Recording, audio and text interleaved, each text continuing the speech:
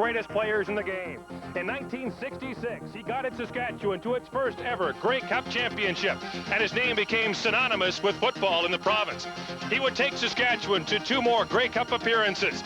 He was 4 times a CFL All-Star. He was twice the CFL's outstanding player, and he holds every major CFL passing mark. He's a CFL Hall of Famer, and tonight he returns to Taylor Field, the site of his greatest football triumphs. But now, the little general, Ron Lancaster, wears not green, but green and gold, the colors of the Edmonton Eskimos, once his arch enemies, but now his football team in 1991. Now listen, as I told you all along, we've had a good training camp, and everything was teaching. We wanted you to teach. We said we would assume a couple things coming in, that you knew how to play football when you got to this level, okay? Things you'll hear a lot of this year from me and the other coaches is intensity, whatever it takes, and a high level of performance. That's what we start today.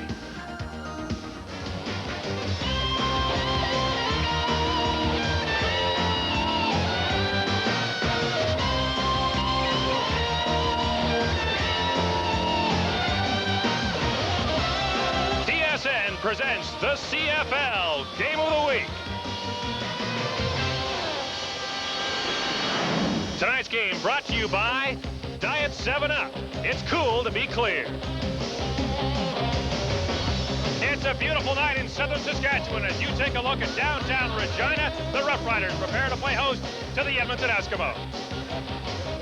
Good evening, everyone, and welcome to Taylor Field. I'm Gord Miller. Whenever Ron Lancaster comes to this province, his every move is watched. And while the fans here still cheer his name, they look at him now with mixed emotions because Ron Lancaster is now the head coach of the Edmonton Eskimos, the team Saskatchewan loves to hate.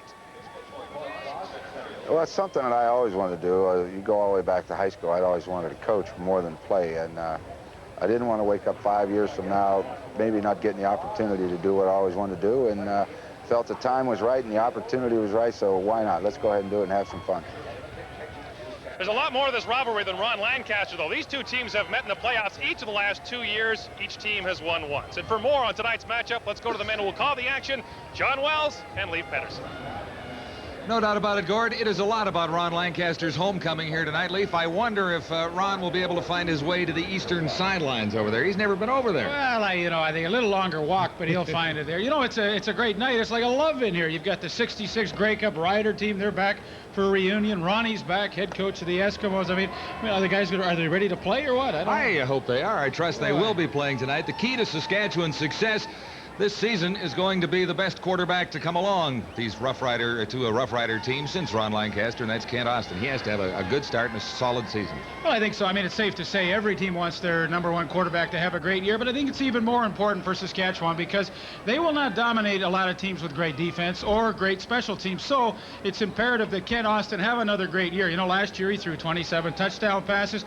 The year before he led them to a Grey Cup victory in 1989. So, I mean, if he has his normal year, they've got a great chance to be successful. As for the Eskimos, they're looking for a little help outside, and they've gone out and picked up 2 pretty good wide receivers with CFL experience, and that should help Tracy Hamill out. Well, it really will. I don't think they've been happy with their wide receivers since Brian Kelly retired after the '87 season, but now, as they begin 1991, they've got 2 fine ones. Jim Sandusky returns from a 2-year absence in the NFL, and he, of course, had some great years with the BC Lions and the Edmonton Eskimos. David Williams, he had an MVP year 2 years ago. Everybody knows what kind of talent he has, so as Ronnie Lancaster makes his debut as a head coach, I think he's got 2 great wide receivers to work with. Yes, and the return of the little general will be the focus of this football evening at Taylor Field.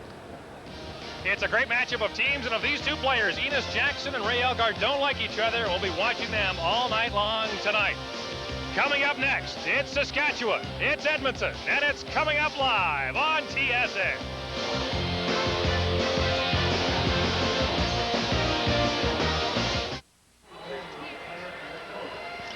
Welcome back to Taylor Field in Regina for the 1991 kickoff for the Saskatchewan Roughriders and the Edmonton Eskimos. The Eskimos won the last meeting between these 2 teams, the Western semifinal last year. And Ron Lancaster makes his first visit to the east side of Taylor Field after so many years on the home team side. And now he has to look into the sun. That's always the worst side here at Taylor Field, and they stick the other team on that side for a reason.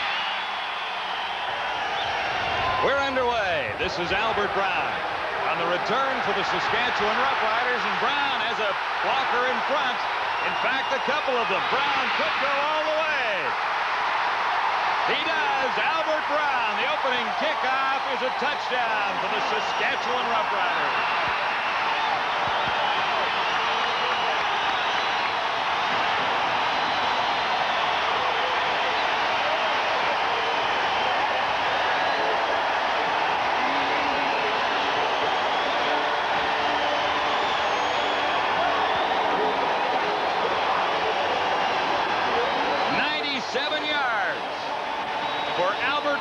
Roughriders lead at 6-0. Well, not a bad way to start if you're a Saskatchewan Roughrider fan. Good blocking, and well, you really only need one good one. Ray McAreedy, the kicker, taken out, and Albert Brown on the first play of the 1991 season for the Saskatchewan Roughriders, 97 yards.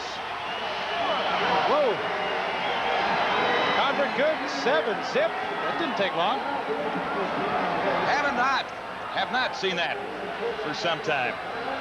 Well, only 13 seconds into this ball game, and going to see they set it up, take it straight upfield. That bunches all the Edmonton Eskimo kick cover guys into the middle, and as Albert Brown breaks it to the outside, he's got Paul Bushy in front of him. Bushy gets the last little block to spring him loose, and that's 97 yards, and you don't see it done much better than that.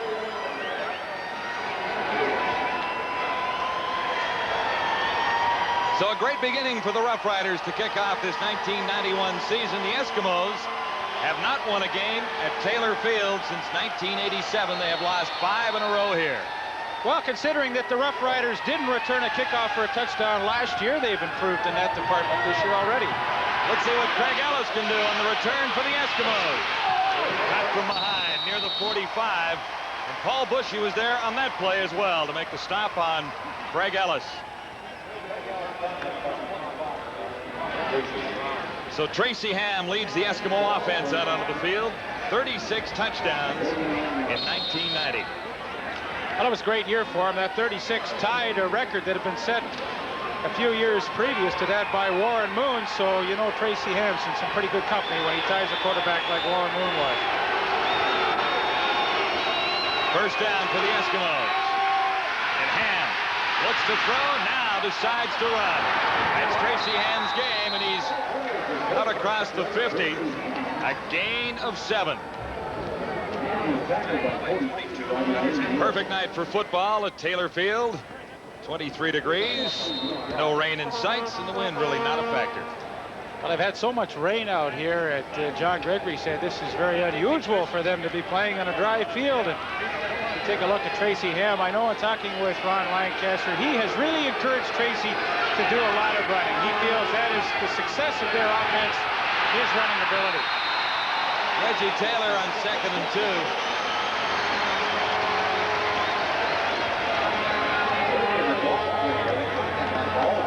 Albright in on the tackle with a couple of other Roughriders there.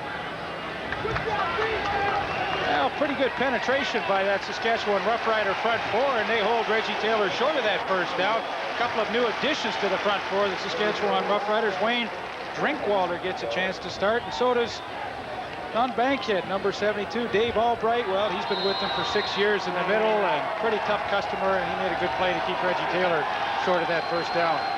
So enter Ray McAreedy on 3rd down. McAreedy stands back at the Eskimo 37. One man back happens to be Albert Brown.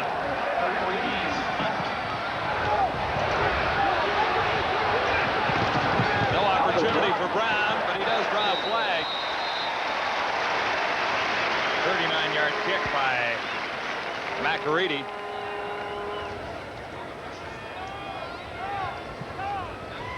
Well, I'm sure they're going to just call that a 5-yard unintentional no yards penalty, because Blake Marshall really was trying to get out of the way. That drives me crazy. You know, the guys are trying to get out of the way, but yet they throw the flag anyway. 7-0 Saskatchewan. It is early in the opening quarter. No yards. Edmonton number 43. First down.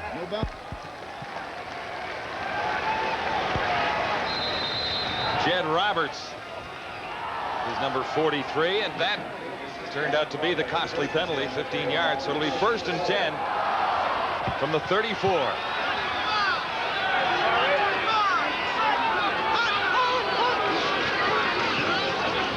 Good take by Kent Austin. Looking deep. Fairholm can't quite bring it down, but draws a flag. Enos Jackson covering. So is Jim Rockford. There's no question there was some contact downfield between Enos Jackson and Jeff Fairholm, but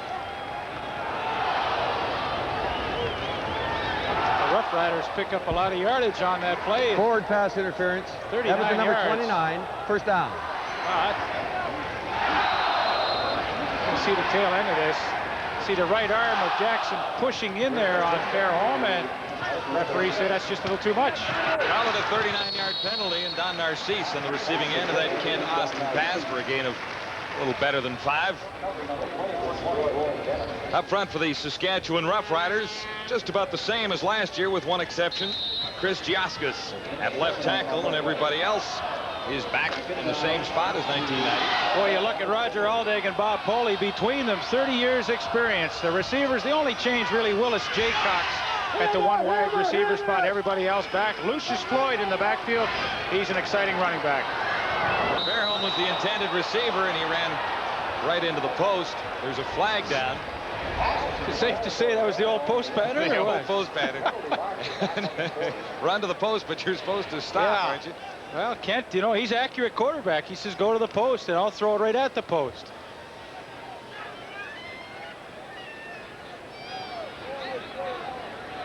This will be interesting because there's no question they're in definite Dave Ridgway range here. Holding. Saskatchewan number 32. Declined. Third down. I guess they assume if they take it 10 back and still don't pick up a first down, Ridgway would make it from around 47 as opposed to the 37. So they say, look, we'll take our chances with the field goal right now.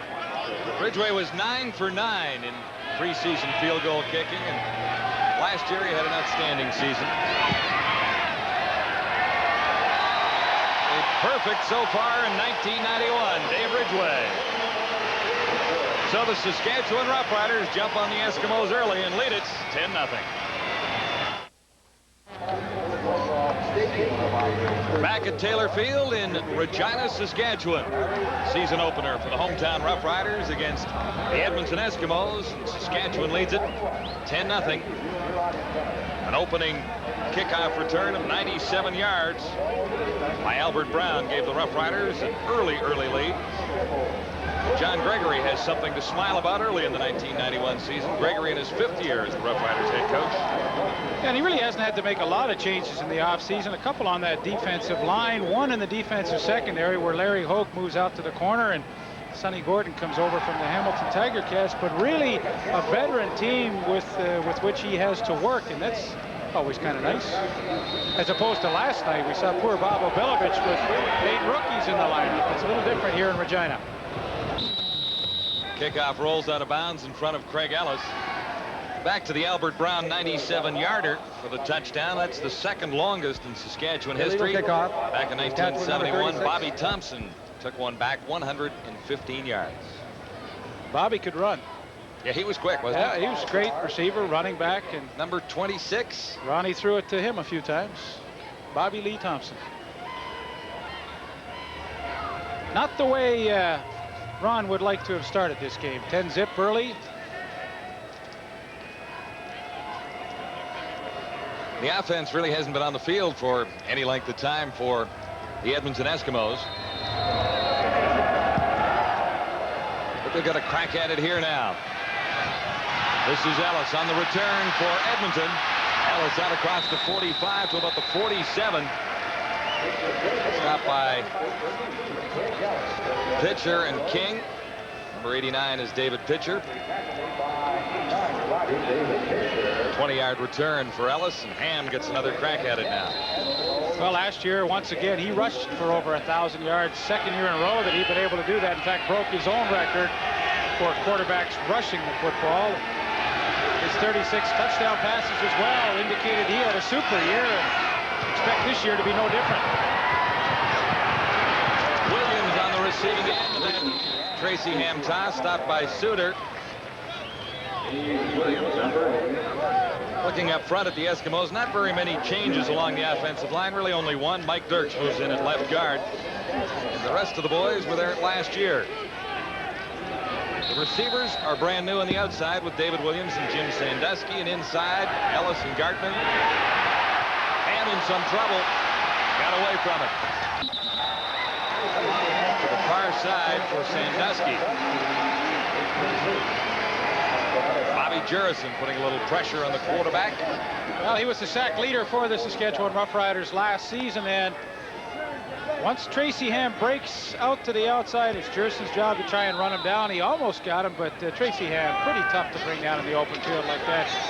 Not too many times does a guy like Bobby Jurison is able to catch him from behind. 2nd and 10. Ham looks over the middle. Craig Ellis has a first down. Stop near the 31. Glenn Suter made the stop for Saskatchewan. Boy, John, that's exactly why Craig Ellis led the league with 106 receptions last year. Tracy Ham in trouble, and Craig Ellis coming across the middle just settles down in an open spot, and then he moves around a little bit. 17-yard pickup for Craig Ellis, and wow, what a year he had last year. If he could duplicate that, they're going to be tough. Not this time as Jurison gets through and gets Tracy Ham. The newcomer, John Bankhead, helping out.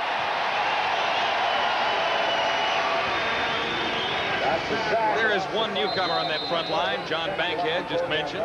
Wayne Drinkwalder, a starter for the first time. Rasovich, Albright, and Lowe, good linebackers. Leaf. Very good. Secondary only change, really. Larry Holt moves out to the corner, and of course, as I mentioned, Sonny Gordon over from the Hamilton Tiger Cats. Ham gets away from one and fires high. Reggie Taylor was the intended receiver. I'm really kind of surprised. I thought that this was going to be really one of the problem areas for the Roughriders this year was their front four with a couple of changes. Wayne Drinkwalder starting, but he didn't start all last year. But so far in the first quarter, that group has been able to put quite a bit of pressure on Tracy Ham. The key to stopping the Eskimos is somehow stopping Ham, and that means contain Tracy Ham somehow. Easier said than done. Sometimes. On 3rd down, the Eskimos will try a field goal. 42-yarder.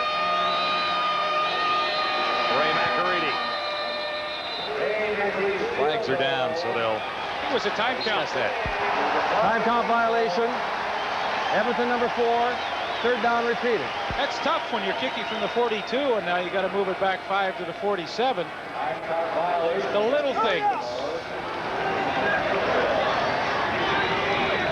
McAreedy's longest field goal kick last year was from 47 yards away.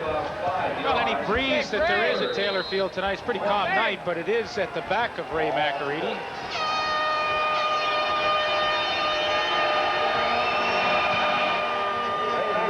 From 47, McAreedy wide. And this is Hairston getting it out, and he's near the 10-yard line. So the Eskimos come away empty once more. McAreedy is wide, and Saskatchewan leads 10-0. I don't know about the like green on green. I'm group of pickles out there or what? I don't know. Cucumbers at least, yeah. Well, that's the way it was back. The 66 Riders, I'll tell you, they liked that color because they won the Grey Cup with that. Well, that's how they got the name, the Jolly Green Giants, back in those days of great success in the 60s. First down now, Saskatchewan. Off the near side, Don Narcisse, and they roll with a catch. Narcisse stepping out in front of Bennett. Well, I love to watch Don Narcisse play. He's had a couple of great back-to-back seasons. Again, last year, over 1,000 yards, all Canadian 2 times now. But he runs precise pass patterns. I think the best one he runs is that out pattern. And that time, Roy Bennett didn't have a chance. Don Narcisse, one of the better one-on-one receivers in the league. From the 24 now, this is Lucius Floyd, his first carry. And Floyd gets out to the 30. Gain of 6.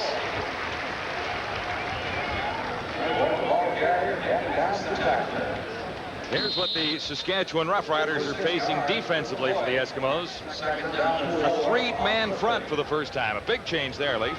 Well, it really is, but make no mistake, 4 people will rush the quarterback at all times. Either Leroy Blue or Larry Ruck, the linebackers, will come, and New change in the secondary. Roy Bennett, you'll remember him. He's back in the corner.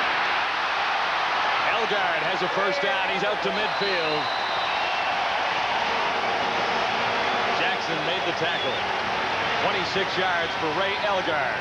Well, this will be our feature matchup tonight. Ray Elgard against Enos Jackson. And Ray Elgard, such a great target at 6'3", 225 pounds for Ken Austin to see coming over the middle. And Enos Jackson actually giving him a lot of cushion there. And pretty easy pattern for Elgard to catch that football and advance it upfield. The Riders got a good drive going. Batted down as Austin looked to the far side on 1st and 10 from the 54. That was the toaster, Brett Williams, with a big mitts up in the air that time. The toaster back at it again, his 4th year with the Edmonton Eskimos. Last year, tied for the team lead in sacks with 9. And boy, he is a character. Always fun to have a chat with him before the game, and never a lack of a good story or two about training camp and what's going on. But he kind of likes it with Ronnie around. It's a new regime. Austin from the shotgun just got it away. Elgard had it tipped out of his hands the last second. Well, this is that what was Jackson once more. Sorry, John. This is what the Edmonton Eskimos want to do with Leroy Blue. He was in applying the pressure to Ken Austin. Now they will line him up and bring him from everywhere rather. He gets there just as Austin releases the football. Enos Jackson with a good move underneath on Elgard to knock it away, but that's the kind of defense you're going to see from Edmonton. Leroy Blue will line up and come from everywhere. The Saskatchewan Roughriders might have some difficulty picking him up. Mike Lozecki set on 3rd down, standing back near his 40. Mike Lozecki. And no running room far side for Williams. That's Henry, the Gizmo Williams. 39-yard punt for Lozecki and no return possibility. Got 3 Williams going for the Edmonton Eskimos. We got the Giz, we got David, and we got the toaster Brett. Boy, last night we had the Clark brothers from BC. We had Will Johnson and Alondra Johnson for Calgary. Saskatchewan, we've got the Boyko twins in the lineup. Right. Alan and Bruce. It's a good thing you're on your toes here. First down for Ham and the Eskimos. Ham throwing under the coverage, and I think it's a complete pass. Close to first down range.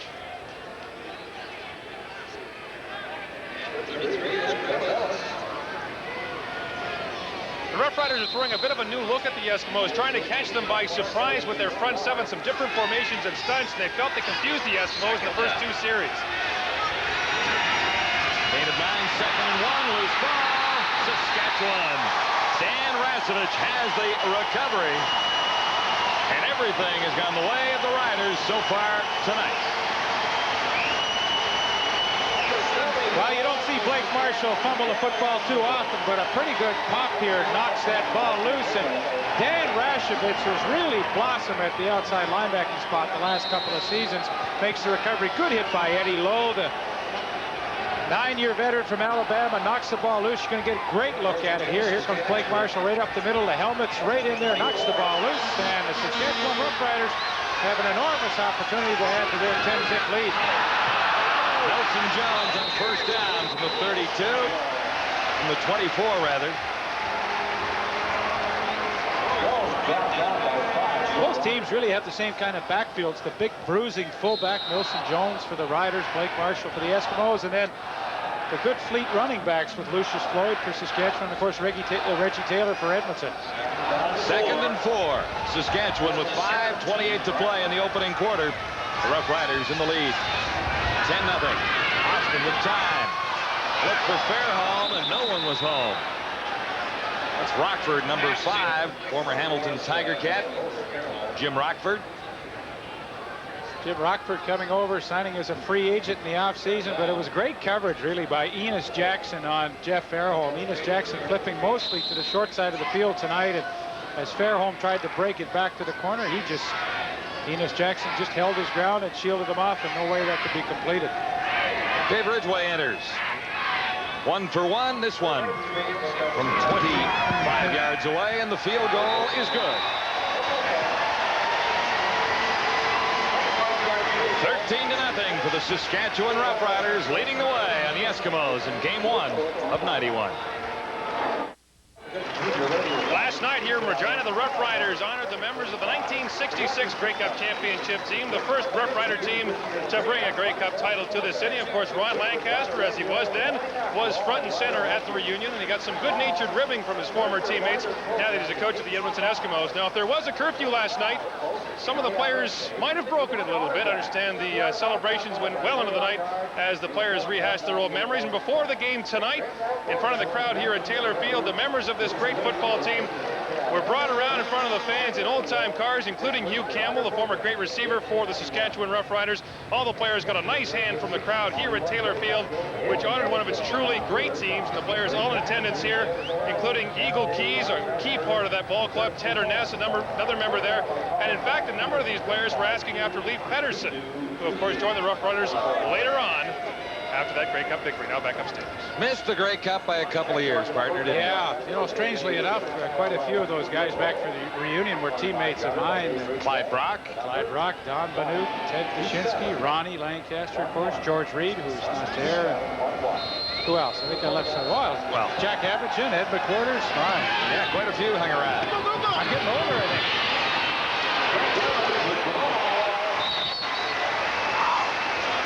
Ellis on the return for the Eskimos out at the 45-yard line, 22 yards. And Lancaster was a little happier last night than he is so far with the proceedings here this evening. And I'll guarantee you, he wasn't one of the ones coming in the wee hours of the morning. Now, it's up to Tracy Ham to get something going here. His team's fallen behind by 13 points. Not a great deal, but it's time for him to take charge and at least try and get a field goal and reestablish or try and get some kind of momentum going. His defense has been on the field too much. Flags are down. Looked like some early movement from the Rough Riders side of the line. Reggie Taylor carried. Rasevich made the stop. And the Riders were, in fact, offside, as the indication from referee Dave Ewell. Offside, Saskatchewan number 77. First down repeated.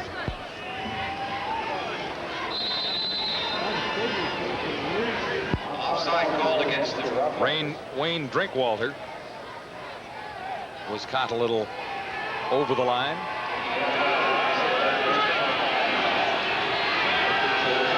So it'll be 1st and 5, Edmonton. Blake Marshall has the first down. He's across midfield and inside Saskatchewan territory. Great block by the veteran center, Rod Conop, number 67. He's been an All-Canadian 2 years back-to-back. He was the most valuable offensive lineman in 1989, and he gets the good block right there. David Albright, Blake Marshall breaks the tackle, picks up a first down. That's the way Tracy Ham would like to get these guys going. It'd be great if he could get the running game going. Interesting to see how Reggie Taylor performs tonight. Of course, missed the last 6 games of the season last year with a knee injury. Taylor has the ball, and there is another flag down. And it might be a procedure call against the Eskimos this time. 3:36 to go in the opening quarter, with Saskatchewan leading 13-0. Rough Riders off to a great start on a 97-yard kickoff return by Albert Brown.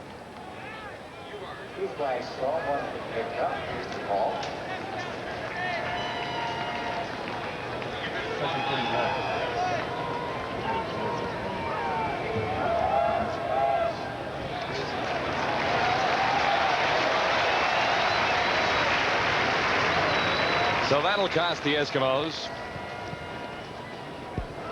Procedure, Edmonton number 68. First down repeated. Mike Dirks, the left guard. Some pretty costly penalties for the Eskimos earlier. Delay a game penalty cost them a field goal, and now this cost them a first down. And another flag is down. This one in the Eskimo backfield.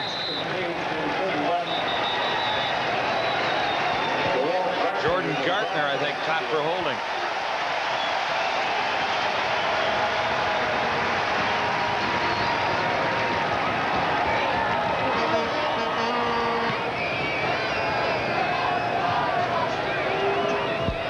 Holding, Edmonton number 57. First down repeated. Randy Ambrosi holding. Well, the penalty's really starting to kill. Jordan Gardner made a nice catch and would have been a first down. Now holding back. The penalty brings it back. We're looking at 1st and 25. Back at the 41 now. Big numbers against the Eskimos. 74 yards already. And a procedure call. This is Blake Marshall.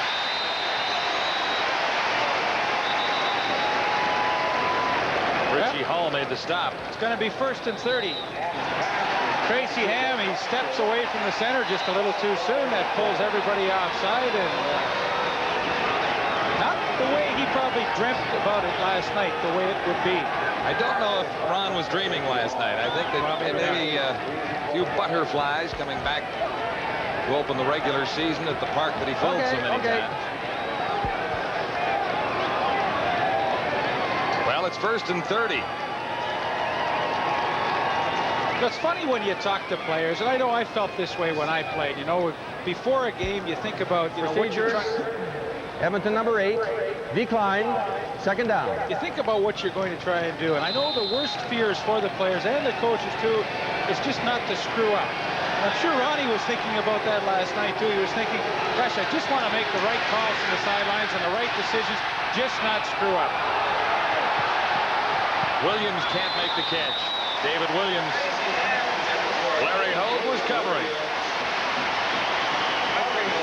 Well, in that kind of a situation, 2nd and 20, that's a pretty good call by Tracy Ham. Throw it to a guy like David Williams, a height advantage, 6'4" against a 5'7" Larry Hogue. I thought it was a great call by Tracy. Not too many times you're going to pick up 1st down in that situation anyway. How come you wave yours off? That's what I'm saying, right? So the Eskimos kick it away again. One man back for the Roughriders. McEready gets set. Willis Jaycox at the 15.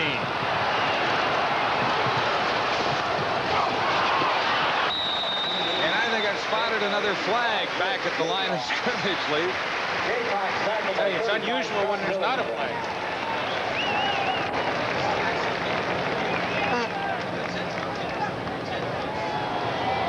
49-yard kick, 13-yard return, and we wait for the official call.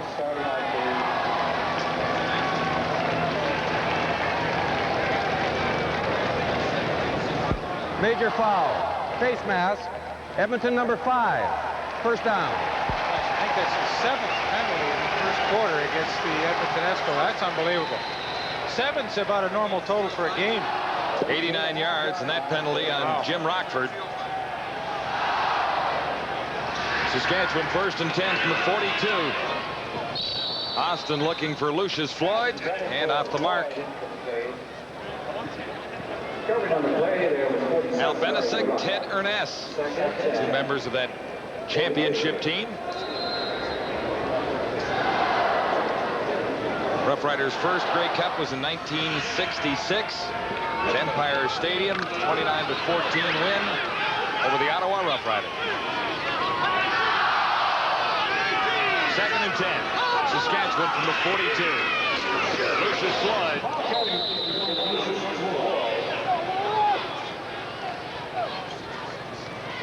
Leroy Blue made the stop after a gain of 3. I'd really be shocked if in some shape or form Leroy Blue didn't have an all-star season this year. You know, they've got the kind of a defense that I think he can really excel. He will line up in a number of different positions. He will come at the quarterback from all different kinds of angles and should have some pretty good sack totals by the end of the season. Henry Williams waits this punt. Taken on the run at the 25, and flags fly all over the field. I don't know about you, but I'm getting tired of seeing these flags. My, oh my.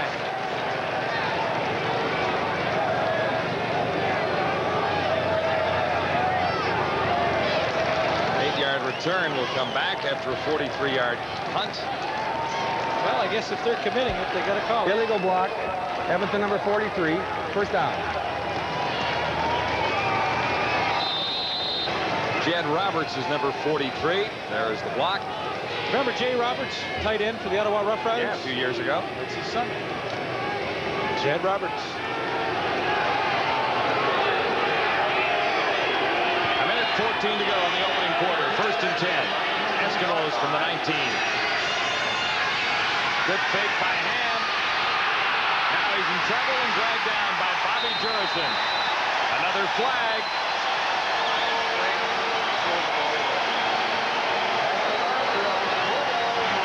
Grounding the ball against Ham. I think so. Grounding the football. Edmonton number 8, second down. Well, you know, in all fairness, Tracy Ham had plenty of time to throw. It was just great coverage downfield, and that allowed Bobby Jurison and the rest of the fellows to come in and get that sack and force the grounding penalty. Of course, that's loss of down as well. But, you know, they had lots of time. Good protection initially for Tracy Ham. The receivers just aren't able to get open. Second and long, second and 15. And a big hit on Gartner after he made the catch. You know, that's a defensive back's dream. Stacey Hairston was up in a zone coverage. That means he's got the short, flat area. All he does is look inside at the quarterback and read the pattern, and he gets a free shot at Jordan Gartner. And believe me, folks, this hurts. You have no protection back there, and watch as Gartner comes out into the flat. Stacey Hairston leaves his man and just comes up and unloads. That's not a lot of fun. Well, it's fun for Stacey Hairston. Yeah, absolutely. It hasn't been a fun night so far for the Eskimos. I still think like a receiver sometimes. McAreedy got it away, but just. This is Willis Jaycox on the return for the Roughriders. Has room on the sidelines. He might have been out. Yes, he was.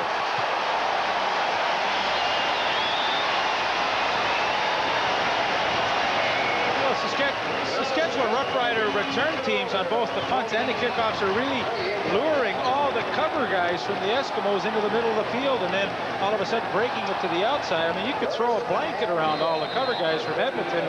I'm sure the spotters up in the booth are going to send some information down to the field to those guys. Stay in your lane, spread out, cover that entire field. 27-yard return sets the Riders up with a first down at the Eskimo 38. This is Lucius Floyd, some room to the outside. He's inside the 30, short of the first down. Jordan over to make the tackle after an 8-yard gain. Well, it's funny, John, how things work. Lucius Floyd gets a chance to play because of an injury to Timmy McRae last year, and then McRae could never get his job back, and Lucius Floyd has never looked back. 13-0 for the hometown Roughriders.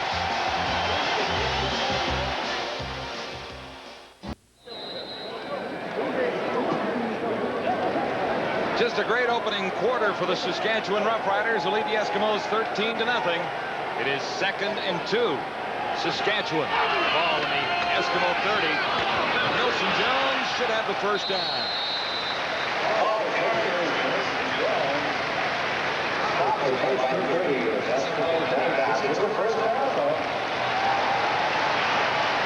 The first quarter statistics, it's all Saskatchewan. The number you don't see, though, is penalties. I had Edmonton 9 times penalized in the first quarter for over 90 yards. And, of course, the big play was the opening kickoff taken back 94 yards by Albert Brown.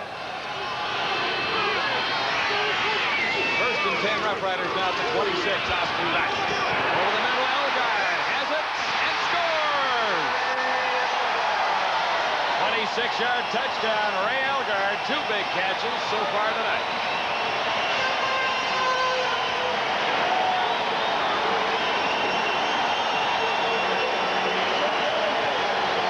Well, there's no question. Kent Austin loves to throw to Ray Elgard over the middle because, number one, he's a fearless receiver in that area. Never worried about taking the hit. All he's doing is concentrating on catching the football. And here he goes up, and Rockford's coming to put the hit on him, but he just sticks the hands up, makes a super catch, bounces off him. Stephen Jordan can't bring him down. The Saskatchewan Roughriders have their 2nd touchdown. That's a great catch and run. And no mistake, as usual, on the point after by David Ridgway.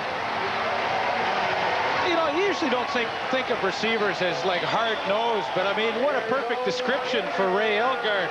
Here he is. He's 6'3", 225 pounds. Does not have a care in the world as he comes across that middle. Exposes himself to taking the shot. Goes up, makes the catch, and well, it shows you why he is an all-star year after year. And in his 9-year career, has established himself as probably one of the best slapbacks ever to play in our league. That is pretty. Check out the flowing locks there, too. He's got the new ponytail. There it is. Well, he did that 11 times last year, 11 touchdown receptions for him, and gets his 91 season off to a good start. Oh, no, he had the elastic on before the game with the ponytail. He's taking it off now. Craig Ellis taking the kickoff back near his 15. And he's out across the 40 to the 42, stopped by James King, a 30-yard return. The Eskimos have had decent field position to begin their drives. They just haven't been able to get anything going. Well, I mean, Gord Miller said it all. It's penalties. You just cannot function as a team. Every time you look around, the flag's on the ground, and it's against you. First and 10 to go, Edmonton. The Eskimos begin at their own 41.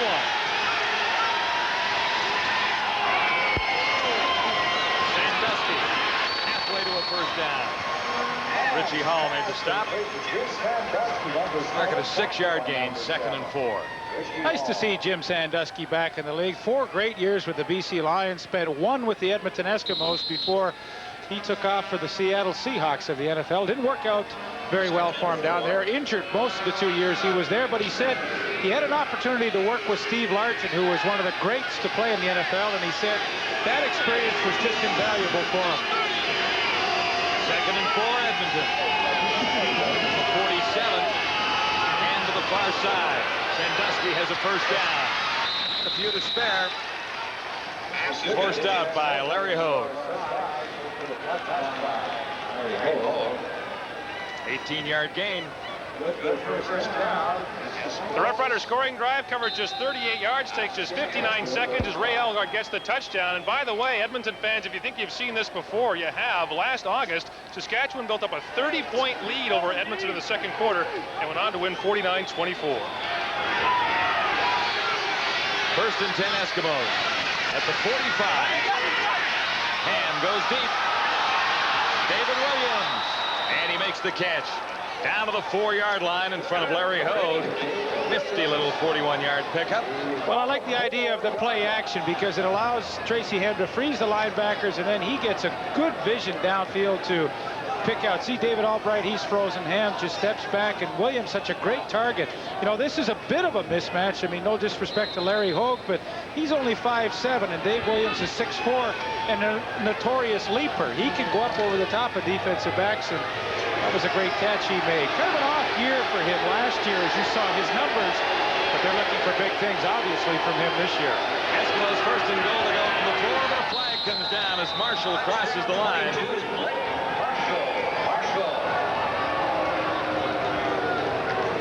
Another penalty. Offside. Saskatchewan line.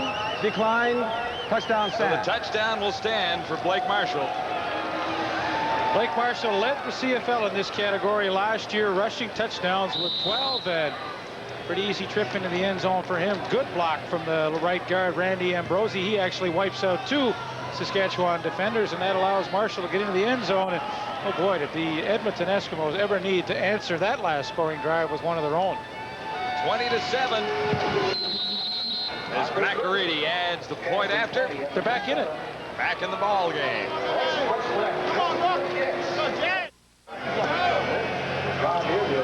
Well, the Eskimos finally answer the Saskatchewan Roughriders, scoring with 1 touchdown anyway. It's 20-7. Here's Blake. Well, not too many times does Blake Marshall get stopped near the goal line. He had great success last year, of course, and Randy Ambrosi, the right guard in front of him, with a good block, takes out 2 guys. And boy, this is Edmonton Eskimos, you know, find themselves right back in this ball game. It's 20-7, and after the horrible start, I think they should be very thankful that they're in this position. Yes, it could have been worse for the Eskimos. A lot worse. Like over. Still, it's a ways back, and the Eskimos have not won in Taylor Field for a year or 2, back to 1987. But Blake Marshall at 6'1", 230 pounds is probably one of the more punishing runners in the CFL. I think Wilson Jones fits into that category as well. So we're seeing 2 pretty tough fullbacks tonight. 692 rally begins at 5:30 on practice.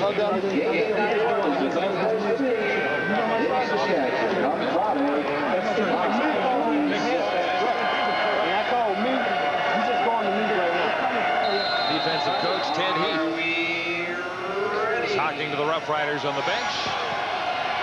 McEready. Not deep. This is Willis Jaycox on the return for the Riders. Out to the 35. 15-yard return. The big play on that 69-yard drive was the 41-yard pass and run from Tracy Ham to David Williams. And Blake Marshall, who led the CFL in rushing touchdowns last year, gets his first of the year, a 4-yard run.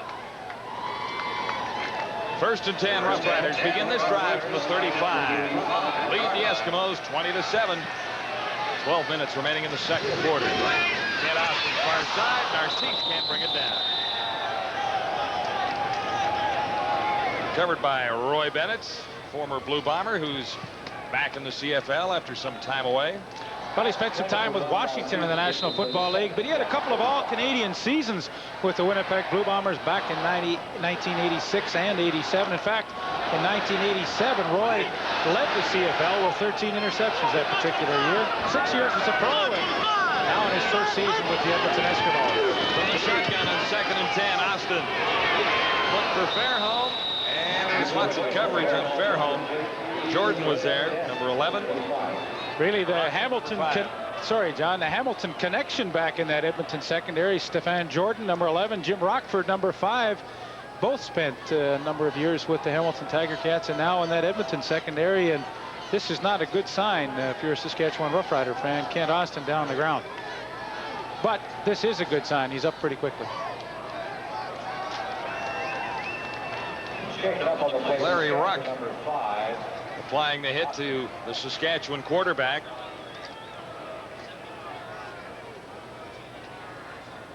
And again, it doesn't look good. That's the throwing arm and the shoulder possibility.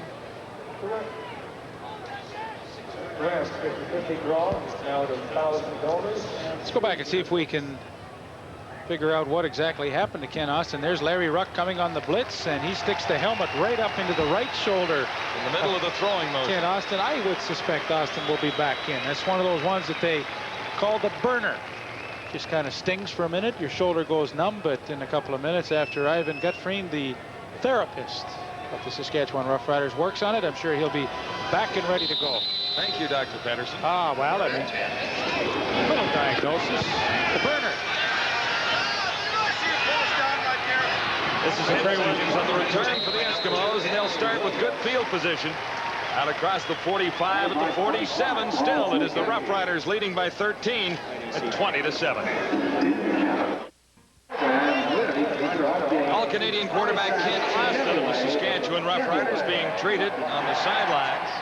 If he can't come back, it will likely be Rick Warman, who is listed as number 2 on the depth chart. The much-traveled Rick Warman. Former Stampeder, former Eskimo. I think he was in Hamilton, too, actually, for a while. Don't hold me to that one, though. I've always been a Rick Warman fan. I don't know. I think every time he comes in, he always does a great job. I'm sure if he has to come in a supporting role tonight will be no different. Meantime, it is up to Tracy Ham. So Austin heads to the dressing room. We'll keep you posted on his condition. Great opportunity for Tracy Ham. You know, only 20-7. They scored on their last possession, and well, they can really shift the momentum of this game around if they're able to take it down and add some more points to their total. Flag is down. Ham escapes for a 4-yard gain up near the 51. Albright making the tackle. To spot anything down there that drew the flag, Leaf? I couldn't see it. I'd say a pretty good guess would be the holding penalty. Holding, Edmonton number 68, first down repeated. Mike Dirks. My old buddy Mike Dirks from the Hamilton Tiger Cats. 10 yards, it'll be your first and 20 now. Second one on him? I think so. Mike, cut that out. That flips it to 1st and 20 and moves the Eskimos back to the 37. 109 yards and penalties against the Eskimos.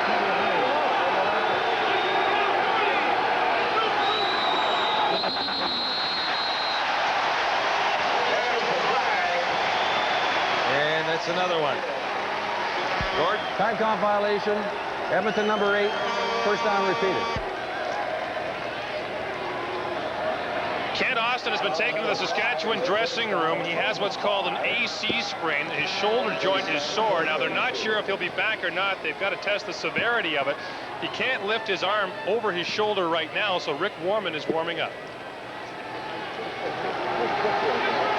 Well, Warman won't be in for a minute or two. First down and 25 for the Eskimos. Ham in some difficulty. Now he gets free. Rasevich forcing him out. And then 1st and 25. Ham picks up 8.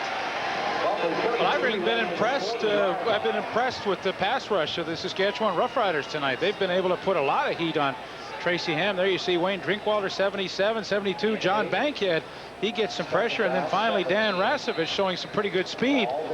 Chases Ham out of bounds, and he only picked up about 8 yards on that play. But the Saskatchewan pressure, to me anyway, a bit of a surprise tonight. 2nd and 17, the Eskimos. At the 40. Ham. And it's knocked away from Craig Ellis.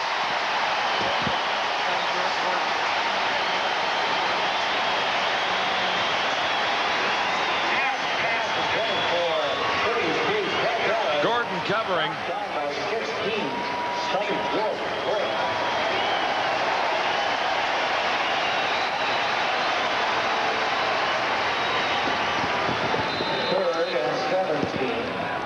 So again, the Eskimos kick it away. Ray McAreedy averaging 45-3. 10:05 remaining. Second quarter.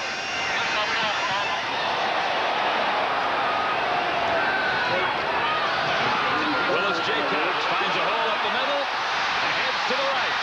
Far side, brought down near the 55. 29-yard return. Saskatchewan special teams have been impressive tonight.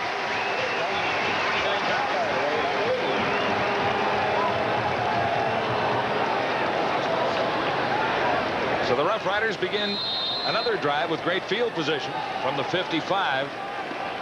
But they begin without Kent Austin for now. Rick Warman is in at quarterback.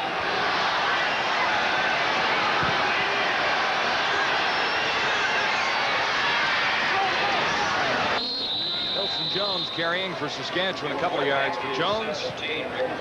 Nice safe call to get warmed up. All players 32 Jones. I don't know, something about Rick Warman I always liked. He hasn't been a starter too much in his career in the Canadian Football League, but really any time he's been called upon to come in a backup capacity, I've always been impressed with the way he's been able to lead a football club. 2 years ago, actually, he came in and did some great jobs with the Calgary Stampeders. 2nd and 9, Saskatchewan with Warman at the controls. And Warman looking for Elgard and timing a little out over Elgard's head. It'll be 3rd down, Roughriders. 8:55 left in the second quarter. Well, that's the matchup we're going to follow for you tonight. Ray Elgard against Enos Jackson. Certainly no love lost between these two players. In fact, last year had some great battles in a number of games, and here Elgard actually gets in behind, but Rick Warman just feathers that thing a little too far. For the Eskimos on the return, Jim Sandusky. Out to the 22, and Lucius Floyd brought him down. 16 yards on the return after a 49-yard punt.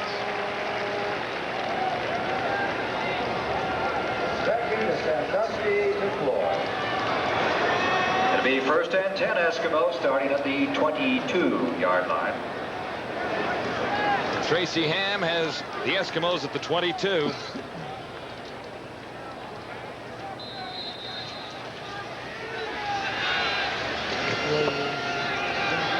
20-7.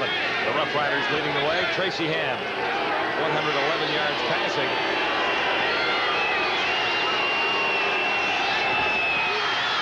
And to the far side for Sandusky.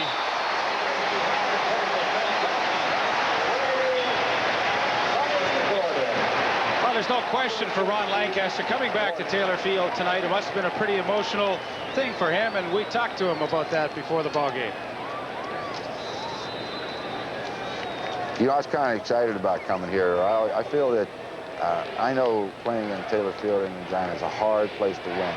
And if you're going to meet fans that get right into the football game, this is a place to do it.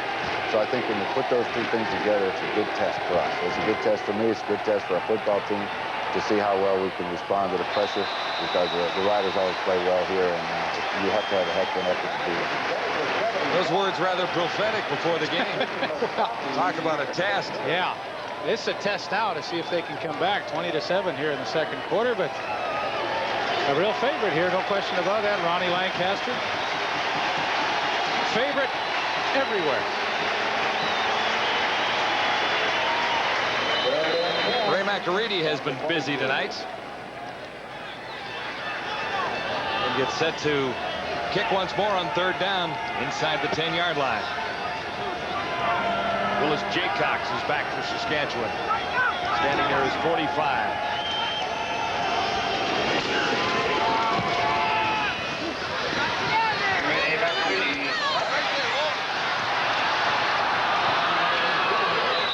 Another flag down as Jaycox crosses the 55 with a 16-yard return. Saskatchewan first down when we return. Welcome back to Taylor Field in Regina. Rick Warman at the controls of the Saskatchewan Roughriders for now, with Ken Austin in the dressing room with a sore shoulder. The old short shoulder? The old short shoulder. 7:29 till halftime. Well, as we talked about earlier, it's old home week here in Saskatchewan. A lot of the Roughriders from the first ever Grey Cup championship team in 1966 are in town. This is Ted Dushinsky. The Polish Prince. The Polish Prince, Yeah. with his old teammate Leif Pedersen. My idol. Ted, I tell you what, Ted was nice enough when I came here as a rookie to take me under his wing, and he nearly ruined my career before it even started. There was more to football than just practice and playing, wasn't there? There was. There's know how to react outside that little field out there. Oh, yeah. You performed well. Yeah, well, you were a very good teacher. Hey, a lot of fun coming back and seeing a lot of old friends, I'm sure. Always fantastic. The Rider organization just bent over backwards for us. They just treated us royally, and we really appreciate meeting some of the old boys from way back when. Now, Ted, how come a guy from Saskatoon sounds like a guy from Tennessee all of a sudden? How do you get an accent like that? I've been down there now, John, for about 8.5, 9 years. My wife, Susan Jacks. She's back home working, making $1 for us. And what we're doing back up here, my son Clyde and I are enjoying a football game in the old Union in 66. Great day. A lot of folks around the country might remember Susan Jacks from the Poppy family years ago, a very famous singing group. And Susan's got a record coming out of here. Yeah, she'll be either this week or next week. She's got it coming out. It's released out of Toronto, and she's doing a little Timmy Telephone in Vancouver this December. So Great. She's still in the market, and she's doing great. Tell you what, it's great to see you, and definitely get together with you after the game. Good. Say hi, Mommy Calgary. See you tomorrow. Great, thanks very much. Thanks, Ted. Thanks, Ted. In the meantime, the Roughriders have been moving the football again. Wilson Jones gets 12 yards.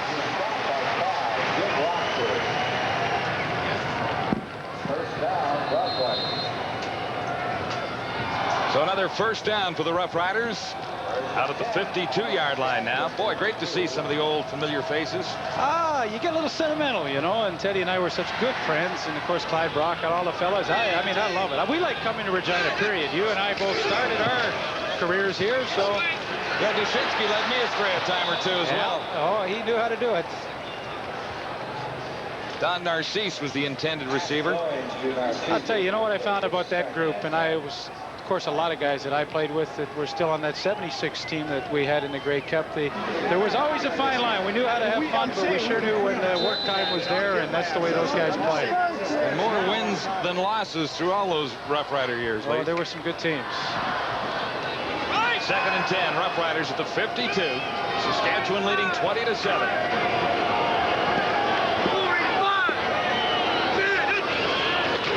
Rick Warman at the controls with Austin in the dressing room. Jaycox, the intended receiver, and they rule it a catch. Roy Bennett forcing Jaycox out.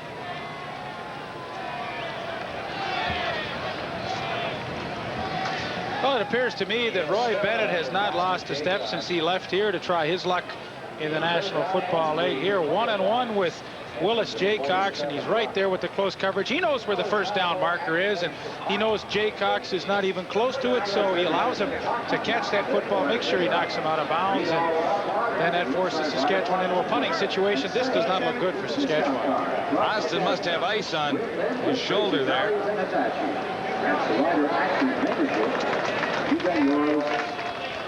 Now he heads to the medical room. Larry Ruck, in my opinion, really one of the unsung heroes on that defense. I mean, you know, you hear about the Basses and the Toaster Williams and the Mike Walkers, but really, game after game throughout his career, Larry Ruck has been one of the bright spots in that defense. Mike Lozecki launches this one. Sandusky has to give up a single point. He was too deep. A 54-yard single, Mike Lozecki. Mike was a little inconsistent last year, but it looks as though he's much more comfortable in his second year as the punter with the Riders from the University of Saskatchewan, just a couple hundred miles north of here. But he looks a lot more comfortable tonight, and he's had some boomers here in the first half. 5:23 till halftime. The Eskimos had problems from the outset. Trailing 21-7.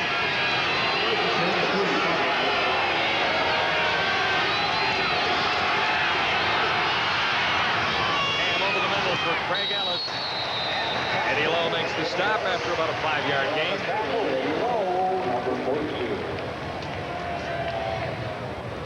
Well, year after year, Eddie Lowe, one of the best linebackers in the league. 9 years he's been with the Riders from the University of Alabama, and he comes up and they're back in his zone coverage. He just reacts to the play across the middle to Craig Ellis and comes up and makes the good hit.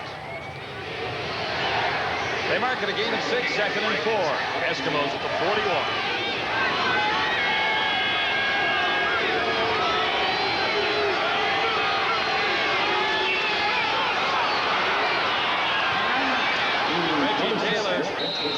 Out to the 50-yard line. Good for the first down. 9-yard gain. The tackle it's first down for the Eskimos.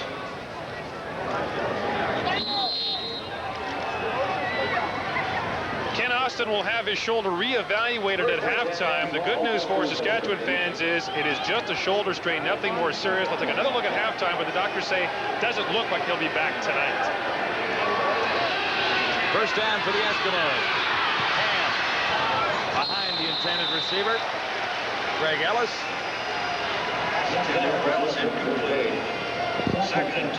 Tracy Ham took a pretty good shot there as he released the football, but I think he does this one thing better than any quarterback in the CFL, the ability to roll to the wide side of the field, plant, and then throw back against the grain. Now, that time he could not connect with Craig Ellis, but well, he and Ellis have had some magic over the last few years on that throwback play back across the field. Ellis 100.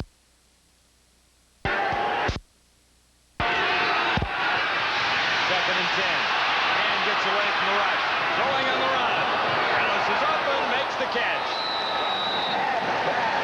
And Sonny Gordon was covering. There is a flag down back near first down territory. Flag on, but very close.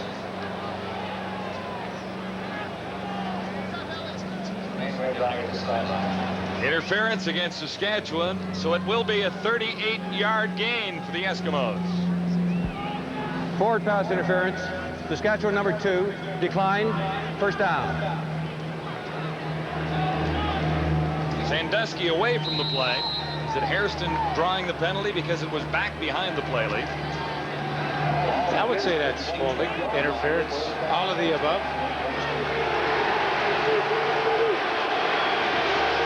Ellis makes the catch after that.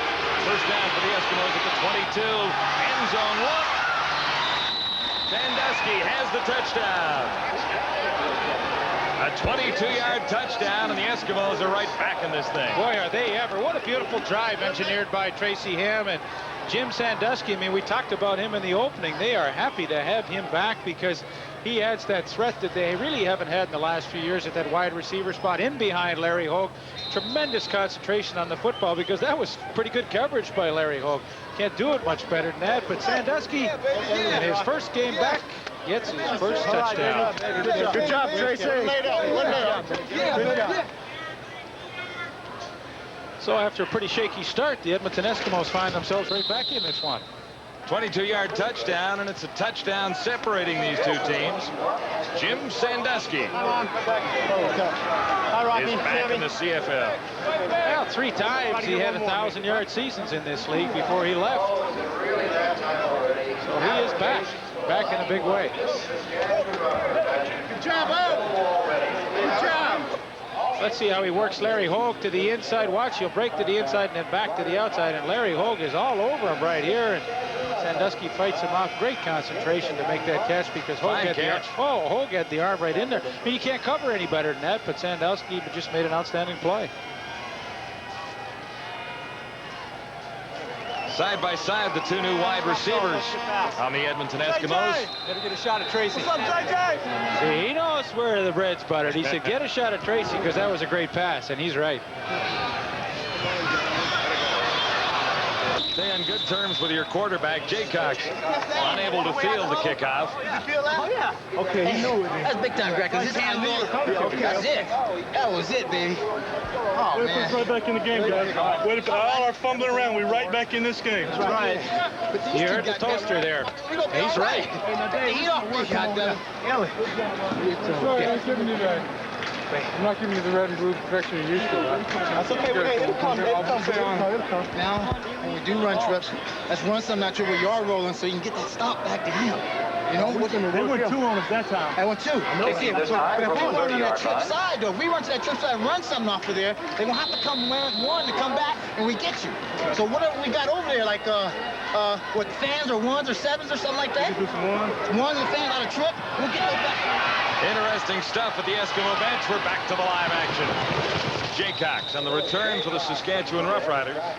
Now, who's quarterbacking that team? Is it Ellis or is it Tracy Ham? Ellis is calling. I think it's Ellis for now. He just tells Tracy what to do. It looked awfully good for John Gregory early in this ball game. A return of a kickoff for a touchdown in the opening play by Albert Brown, and then a couple of field goals, and the Roughriders had a big lead, but all of a sudden, the Eskimos have closed in and only trailed by a touchdown at 21-14. 3:02 to go till halftime. Real turnaround, though. I mean, old Mo has definitely shifted in Ronnie Lancaster's favor, but all of a sudden, John Gregory sees his lead shrink to 7. Momentum shifted around, and now he's got his backup quarterback in there. So on the Saskatchewan side of things, a little apprehension. On the Edmonton side of things, a lot of optimism. They await a Rough Rider first down. Here's what Ron had to say about his thoughts on the game. The only thing I have butterflies about is just to make sure I don't screw it up. Ron Lancaster yesterday. You know, it goes back to what I was saying about the greatest fears of players and coaches. I mean, you're in front of a lot of people. You don't want to embarrass yourself. You don't want to make obvious mistakes, and that is the greatest fear. And I know Ronnie's thought about that many times as a player, and of course now as a coach. And probably too as a broadcaster. Number 39, Warman in trouble, and a Rough Rider quarterback down for the second time tonight. Leroy Blue got through. First sack of the night for the Eskimos. Well, they bring the kitchen sink here. Willie Pless is coming. Leroy Blue. Here comes Pless from the outside. Blue up the middle, and they both meet at the same time and will have to share that sack. But that's the kind of pressure they've anticipated with this defense. And it's kind of structured in a way that Willie Pless and Danny Bass are in the middle of that 3-4. They're expected to make a lot of tackles this year. Second and 22 from the 27. Warman long and picked up. There's a flag down as Jordan makes the interception.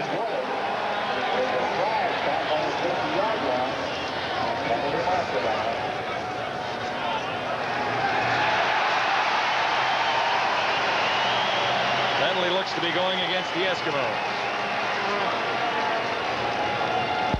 Forward pass interference. Edmonton number 11. First down.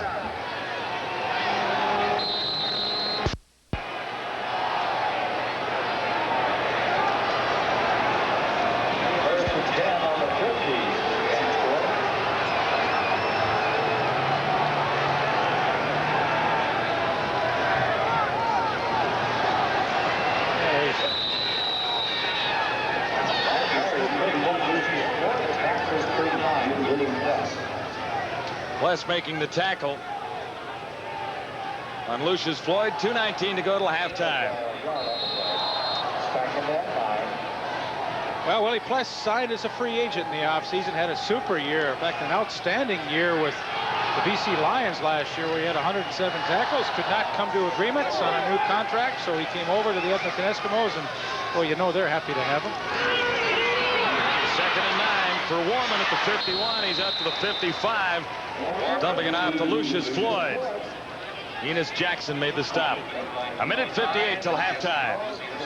Great play by Enos Jackson. They sit back in his own coverage on 2nd and long, and Enos Jackson comes up, reacts to Lucius Floyd out of the backfield. He is right there, and they are able to stop the Roughriders, and now they'll get it back, trailing by 7.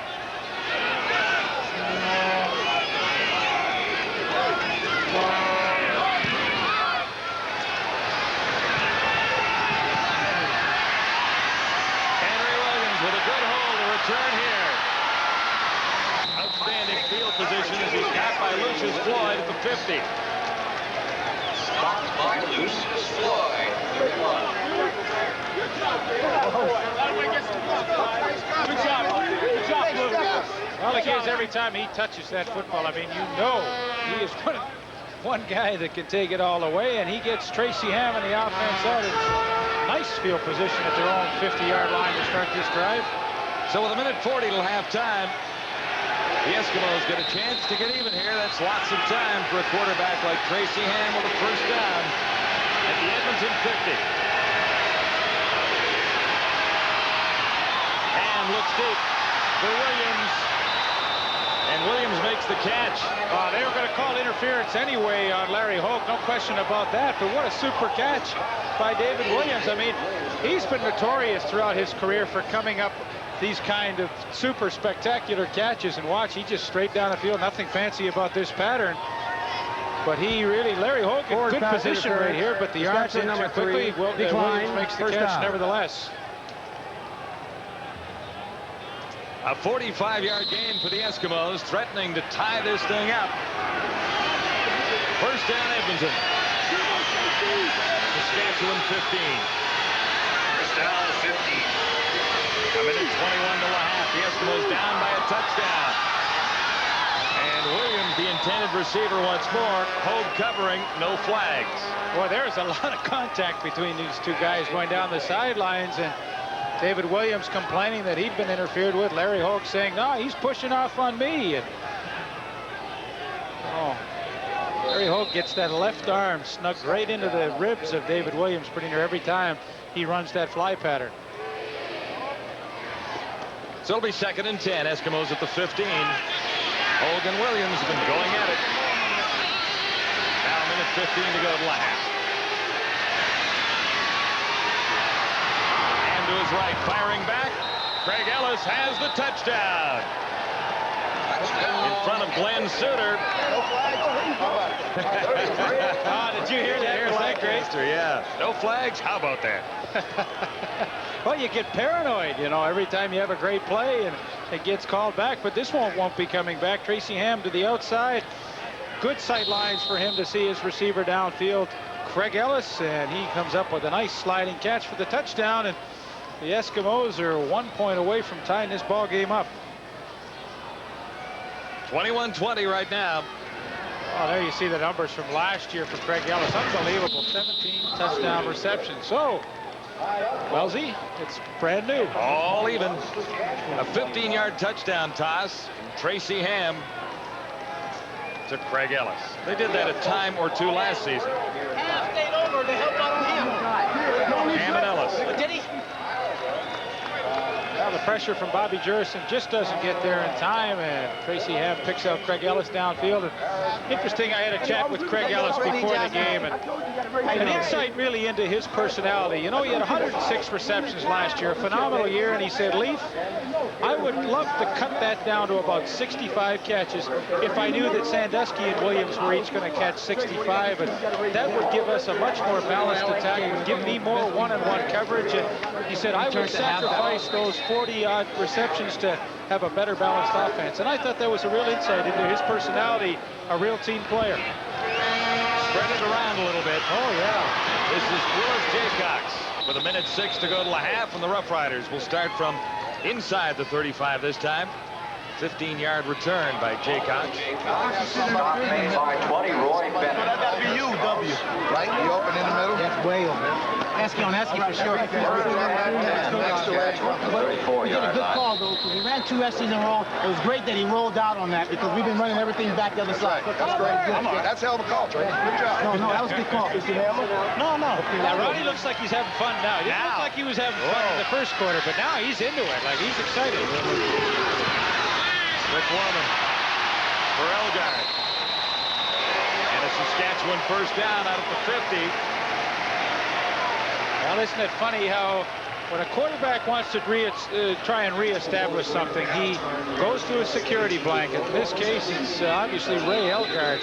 It's a big blanket. Well, yeah, but he's the guy you go to in the clutch, and Rick Warman knows that, and he wants to try and get something going here. The game's tied now. This is Floyd coming out of the backfield.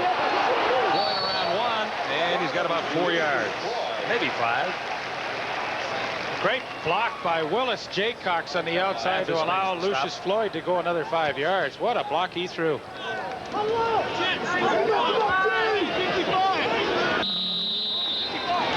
and 5. With 45 to go to a half. Warman for Fairholm. Enos Jackson tipped it away. I thought that was great timing by Enos Jackson. Fairholm doesn't like it, but as you'll see in the replay, good angle here to see the timing. Jackson up over the top, and he doesn't make contact until the time that the ball arrives. I thought that was a great defensive play. Well, now maybe he made contact a little early. Well, I see the official saw it the way I did the first time. So on 3rd and 5. Riders will kick it away. Mike Lazecki. And the Eskimos have called a timeout. 39 seconds till a half.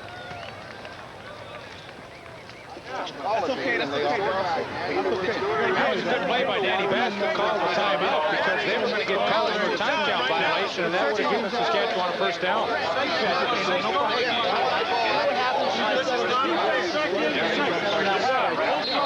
Everybody's talking at the Eskimo bench. You're out. Gizmo's in. Sandusky's out. Come here.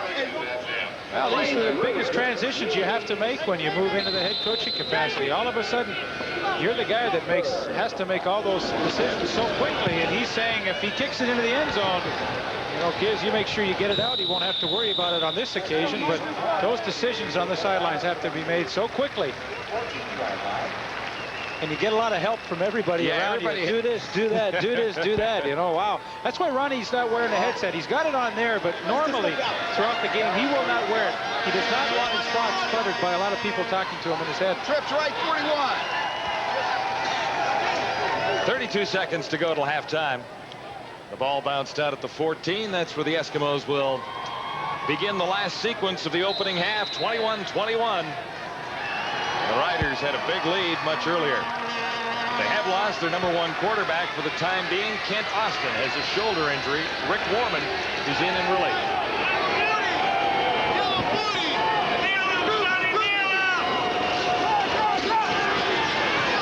Drop play to Taylor.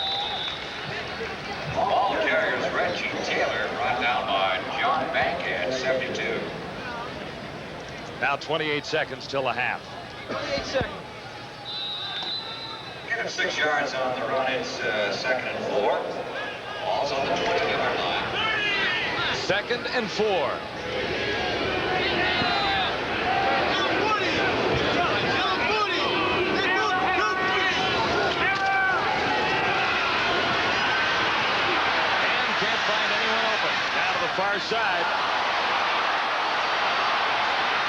Masadi makes the catch. That's Christian Masadi, number 75. Brother of Paul.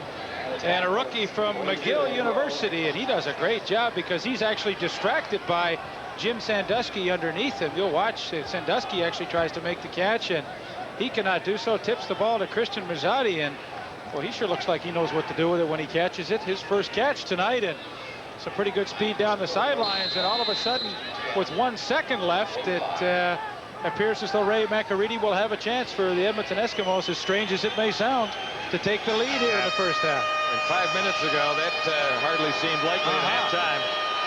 It's a little out of his range. And he's well short. Hairston grounds the ball. That ends the quarter and the half. And quite a half it was, where the Roughriders dominated the first quarter. The Eskimos came back to get even. Lots of entertainment. 21-21. We'll start over again.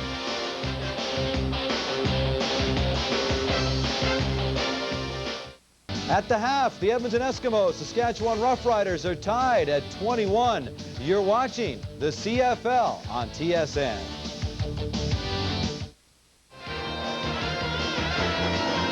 The first quarter belongs to Saskatchewan, the second to Edmonton, and as a result, we're tied at 21 after the first half here at Taylor Field. Well, he is the owner of perhaps the most famous quadricep muscle in all of Canada, and even though the Rocket remains on the launch pad, he is still the subject of much discussion. The Rocket, one-on-one, is tonight's Between the Lines.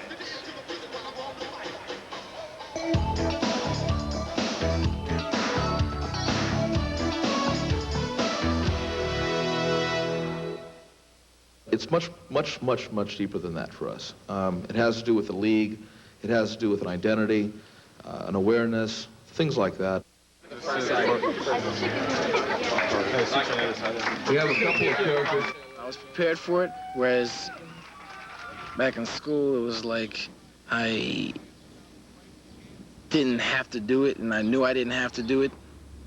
So I didn't appreciate the fact that someone would tell me they would want to take some of my time away from me, and I knew that I didn't have to talk to them, whereas now it's like a part of the whole plan. Yeah. Here you go. You're welcome. I am just like that initial attention getter. Like everybody's gonna want to come and see what the heck this is all about. Why is he getting this? Or, wow, we saw him on TV, now we get to see him here. And I think what's gonna happen is that they're gonna come to see, and then when they do see, they're gonna realize beyond myself that the game in itself is very exciting and it's fun to watch. It's fast-paced and it's always moving. And I think they're going to say, hey, look, he's good too. Or, wow, look at that guy over there. That's a good team they're playing, stuff like that. What about the one in the window? How much are you selling? That's $66. 66 people buy this thing? Sure they do. That? Yep. For what? He's the greatest. Hello, everybody. Welcome back to TSN Control. I'm Gino. As you can tell, we're having some transmission difficulties with our feed from Regina from the ball game. We're at the half. Saskatchewan, Edmonton tied at 21. We'll try to correct the problems as quickly as we can. Once we get the problems corrected, we will send you back to Taylor Field in Regina live. Right now, a sports trait soccer feature for you right here on TSN. Taylor Field, the entire west end of the stands went dark. Both dressing rooms went dark. And the scoreboard clock went out. They have emergency power here at Taylor Field, but not enough to get all of the lights on. Our television truck is back up, but half the lights on the west side are out, and one stand on the east side is also out. So referee Dave Ewell says there's not enough light right now in which to play football, so both teams are in a holding pattern. Once again, the lights went out, and both teams were plunged into darkness in their dressing room. They do have backup power here at Taylor Field, but it'll be a few minutes before they can get all the lights back on. It'll, of course, take a couple of minutes for those lights to heat back up again. The power failure happened about 10 minutes ago, and the scoreboard clock remains out. and they're trying to get that back as soon as possible. Of course, the second half will resume in a few moments. Officials say they're working on it and should have it resolved in a couple of minutes. And while they do, let's go upstairs to John Wells and Lee Pedersen for a look at a pretty good first half between the Eskimos and Saskatchewan. Well, an interesting first half, no doubt about it. It ends even. I would like to tell a story about being here another night when the lights went out, and Ron Lancaster was my color commentator that night. 1 hour and 15 minutes of halftime chatter later, the lights finally came back on. I hope it's not quite that bad tonight, but you were here for a power failure too. Yeah, I was. You know, when my rookie year, actually, in 1974, we were playing the Toronto Argonauts out here in a preseason game, and a huge thunderstorm hit. Knocked all the power out. It was in the third quarter. Now that's when I had a chance to play. Remember Randy Mattingly, the quarterback? Oh yeah, so Don's Randy and brother. Yes, Don Mattingly from the Yankees' brother. He and I sat in the sidelines for about a half an hour devising the plan of the century and the play of the century. So the lights come on, we go back in. I run a post corner on Timmy Anderson, score a touchdown, make the team that year. So actually, the power failure probably helped me and start my career. Yeah, you got a touchdown in the dark. No, well, the lights were on. No, hey, wait a minute. Podna, the lights were on. Well, listen, this was a tough beginning for Ron Lancaster in his debut as head coach of the Edmonton Eskimos. We look back to some highlights from the opening quarter as we await the power coming back on. And the very first play was disaster for the Eskimos. But it really was, and great for the Roughriders. Nice way to start your season. Albert Brown, who's a very good kick returner, gets a little seam right there. Paul Bushy, number 25, with the final block right there. And holy smokes, we hadn't even sat in our seats yet, and 97 yards later, the Saskatchewan Roughriders have the first score of the ball game. Now, the matchup we were watching tonight is Ray Elgard on Enos Jackson, and Elgard wins a couple of battles early. Well, he does, and he is fearless coming across the middle of the field. He really doesn't take into consideration the hits that probably he's going to receive, and he goes up high here, makes the nice reception, breaks the Rockford tackle there. Stephen Jordan can't bring him down, and after a 26-yard romp, he's into the end zone with Saskatchewan's second major. One of the keys we were watching for the Edmonton Eskimos is two new wide receivers in Williams and Sandusky hits pay dirt. Well, no doubt, beginning the season, they needed to find some better wide receivers, and they have with Sandusky and Williams. A beautiful touchdown catch by Sandusky, and Williams' presence has been felt too. He's got 3 catches for 100 yards. And then back to the old stuff from last year. Craig Ellis, Tracy Ham for this touchdown to get it all even. Very familiar combination from 1990. Craig Ellis did it 17 times last year in the opener now this year. He does it in the first half. Nice 13-yard reception from Tracy Ham, and what looked like a disastrous beginning for the Eskimos actually turned out quite well as they've turned momentum in their favor and are really back in the ballgame. Well, and we will get the ball game underway again, but referee Dave Ewell says no football until they get the lights back on.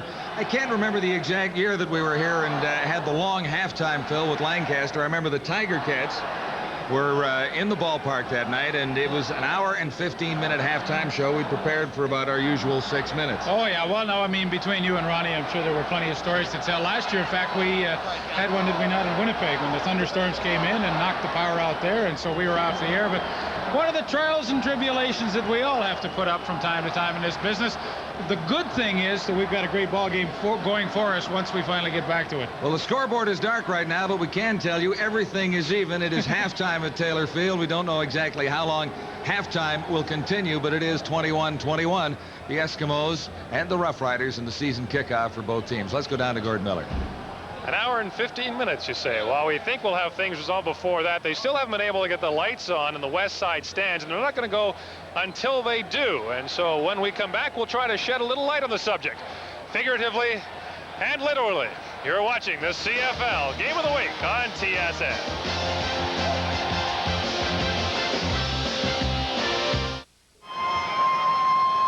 Welcome back to Taylor Field in Regina, where repairs are being effected just outside the stadium in hopes of getting the power back on here at Taylor Field. We're on hold right now because the power's out in about half of the stadium. And among those plunged into darkness at halftime were the officials who were resting in their dressing room. And joining me now is the referee for the game, Dave Ewell. Dave, what's the situation right now?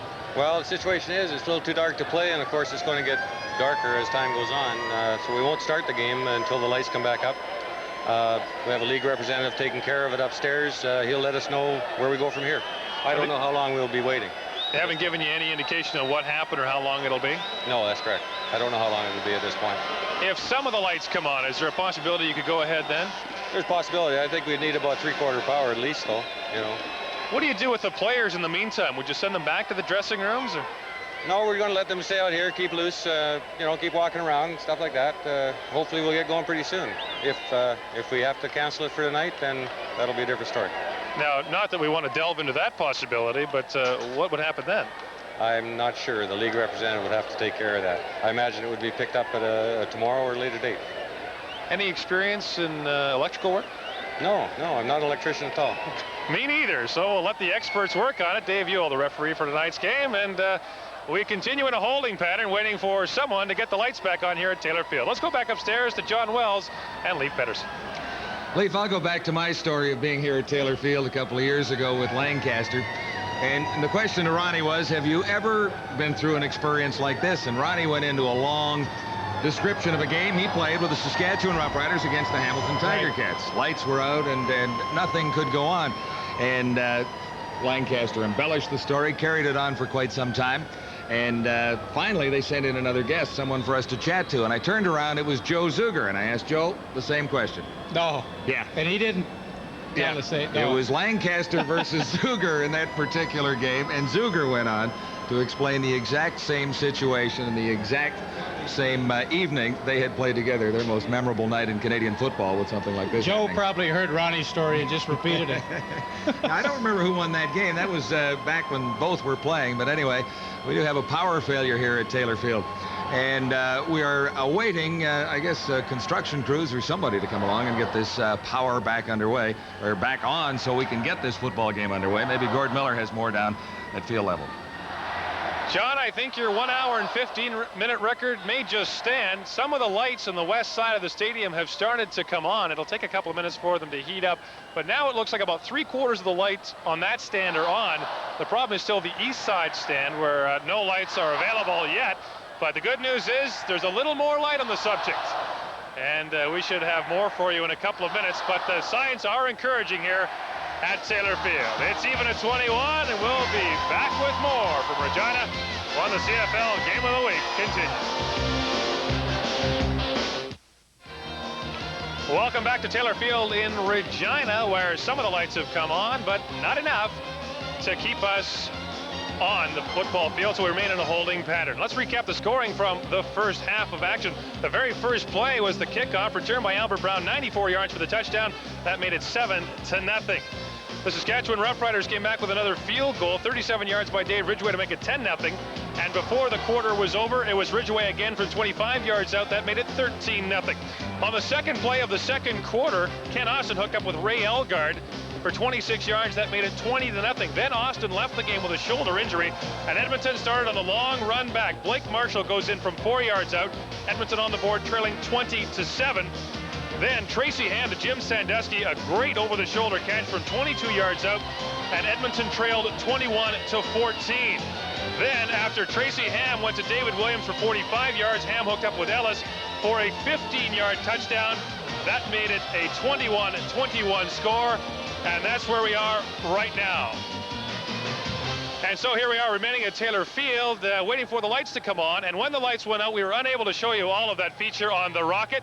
Between the lines is the Rocket Man, still on the launch pad, but looking forward to an opportunity to play. And one-on-one with the Rocket is our Between the Lines feature again.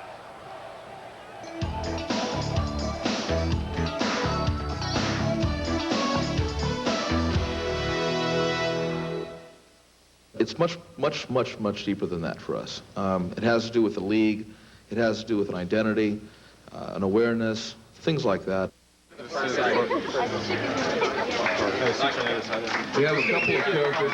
I was prepared for it, whereas back in school, it was like I didn't have to do it, and I knew I didn't have to do it. So I didn't appreciate the fact that someone would tell me they would want to take some of my time away from me, and I knew that I didn't have to talk to them, whereas now it's like a part of the whole plan. Yeah. Here you go. You're welcome. How about your pencil? I am just like that initial attention getter, Like, everybody's going to want to come and see what the heck this is all about. Why is he getting this? Or, wow, we saw him on TV, now we get to see him here. And I think what's going to happen is that they're going to come to see, and then when they do see, they're going to realize beyond myself that the game in itself is very exciting and it's fun to watch. It's fast-paced and it's always moving. And I think they're going to say, hey, look, he's good too. Or, wow, look at that guy over there. That's a good team they're playing, stuff like that. What about the one in the window? That's $66. 66 people buy those things? Sure they do. Yep. For what? He's the greatest. I think he's overpaid himself. That's a lot of money, dude. They'll buy that shirt for $66. Yep. Just because it has 25 Islam, they'll buy it. Yep. What the heck is the world coming to? Tell me. I want to be the best that I can be, period. And within that phrase, there's a lot, but that's all I've ever wanted to do, is just to do the best I could and whatever it was, and not have any regrets afterwards, as far as being in a situation where you might say, wow, maybe I didn't run as hard as I could have, or maybe I should have blocked a little harder on that play or something like that.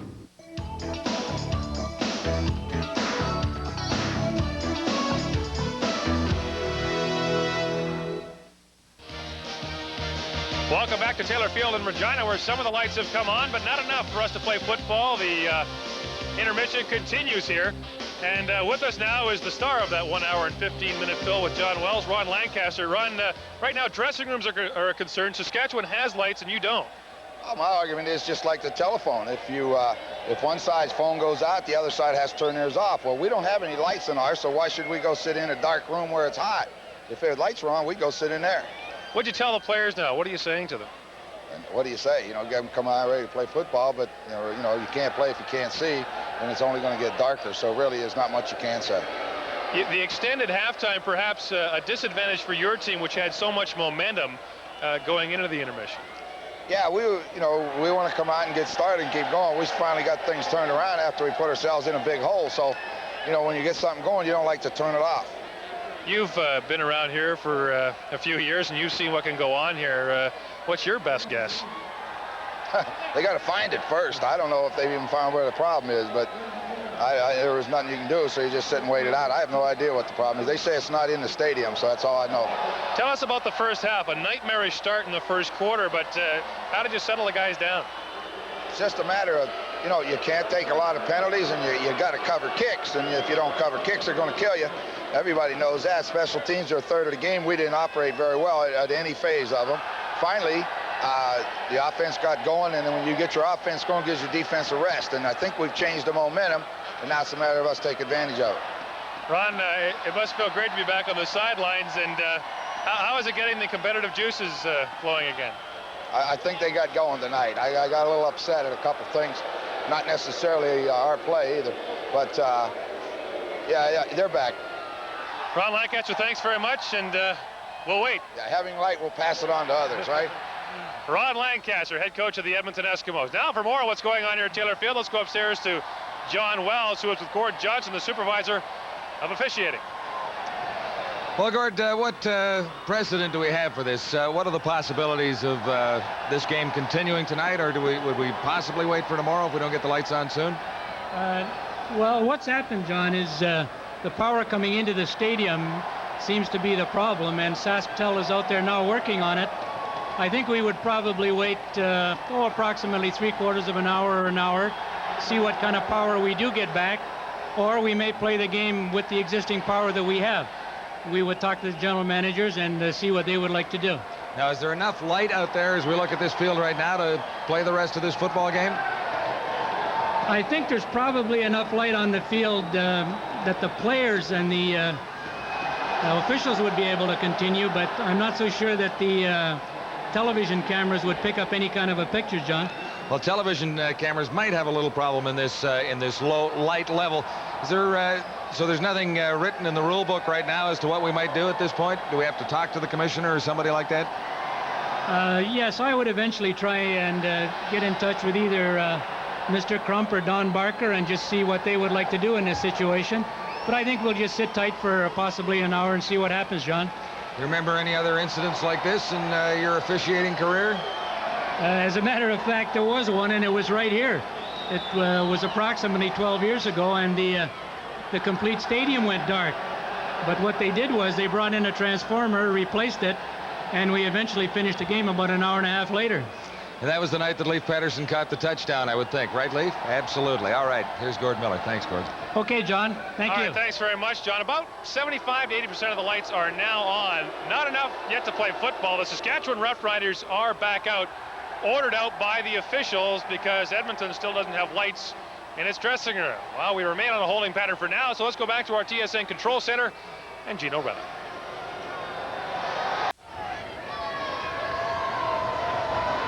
Hi, everybody, and welcome back to Taylor Field in Regina, where there's still no more light on the subject, but the referees have decided to go ahead anyway. They've given both teams about 3 minutes to warm up. The Saskatchewan Roughriders were ordered out of their dressing room because Edmonton's didn't have lights. And as Ron Lancaster suggested a few moments ago, both teams must be on equal footing.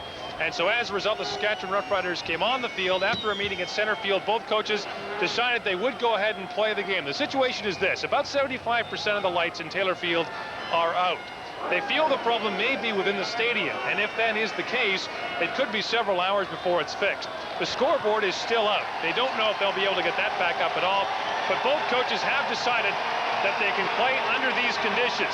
It's dark in the corners of one end zone, but other than that, there is enough light to see. It's just about dusk here in Regina, and now more lights have come on here at Taylor Field, and the scoreboard is on. Now, about 90% of the lights have come on. It'll take 2 or 3 minutes for them to heat up. I would say we've probably been here about a half hour now, but there's a lot more light here, and just as they decided to go ahead, let there be light, said Dave Ewell, and indeed there is. Now you can see that there's more light in the end zone, so they will be able to see. And after a somewhat adventurous halftime here at Taylor Field, we're about ready for football between these two teams. I guess the question here would be, how much did it affect the Edmonton Eskimos? Certainly they were hot as a pistol going into the dressing room. They've now had a long wait. They've had their warm-up, and we're set for the second half. Let's go to John Wells and Leif Pettersson. Well, Leif, the old halftime record is still intact. It was a 36-minute interruption. Yes, sir. Here's Craig Ellis on the return for the Edmonton Eskimos. Ellis, some room to the outside. And Albert Brown forces him out near the 50-yard line. Always entertaining at Taylor Field in Regina. Lancaster used to light up the town.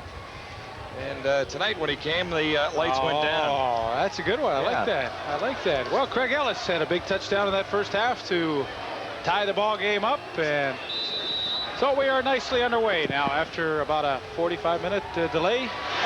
21-21 is the score. The second half just underway. And the stadium clock has gone out once more. Along with the scoreboard, Blake Marshall, and he's across midfield inside Saskatchewan territory and stopped there by Eddie Lowe. 9-yard pickup for Marshall, number 22. Blake Marshall also with a touchdown in that first half. And slowly, more and more, the lights are coming on here at Taylor Field.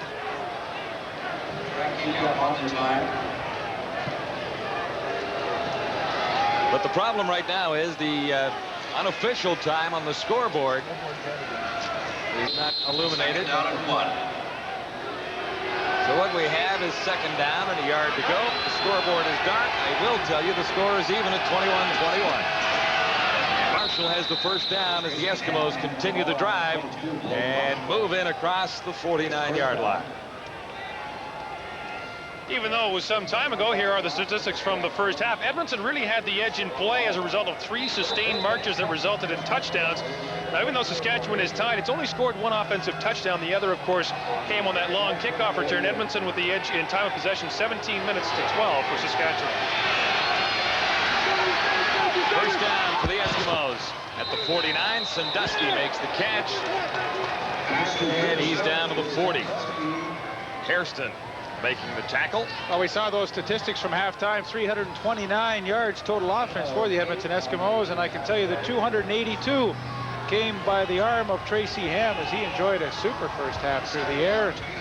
Jim Sandusky, who made that last catch, had a touchdown, a great touchdown catch in behind Larry Hogue. So after a shaky start, Tracy Ham and this offense looks like they're in sync. This is 2nd and 1 after Sandusky's 9-yard gain. This is Blake Marshall with a first down as the Eskimo drive continues.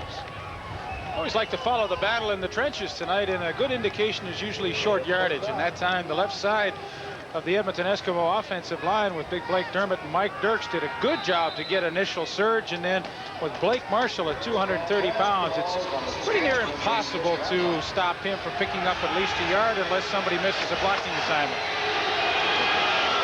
From the 36 Eskimos, first down, Ham looks deep, and it's picked out by Hairston. Sandusky was the intended receiver, I believe. Stacey Hairston has the interception.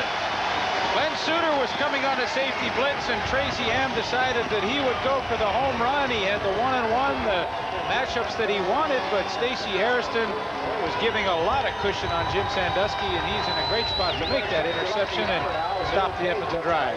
Second turnover by the Eskimos. Roughriders begin with a first down at the 25. Rick Warman remains the quarterback. Ken Austin out of the first half with a shoulder problem. Warman to the far side. Lucius Floyd.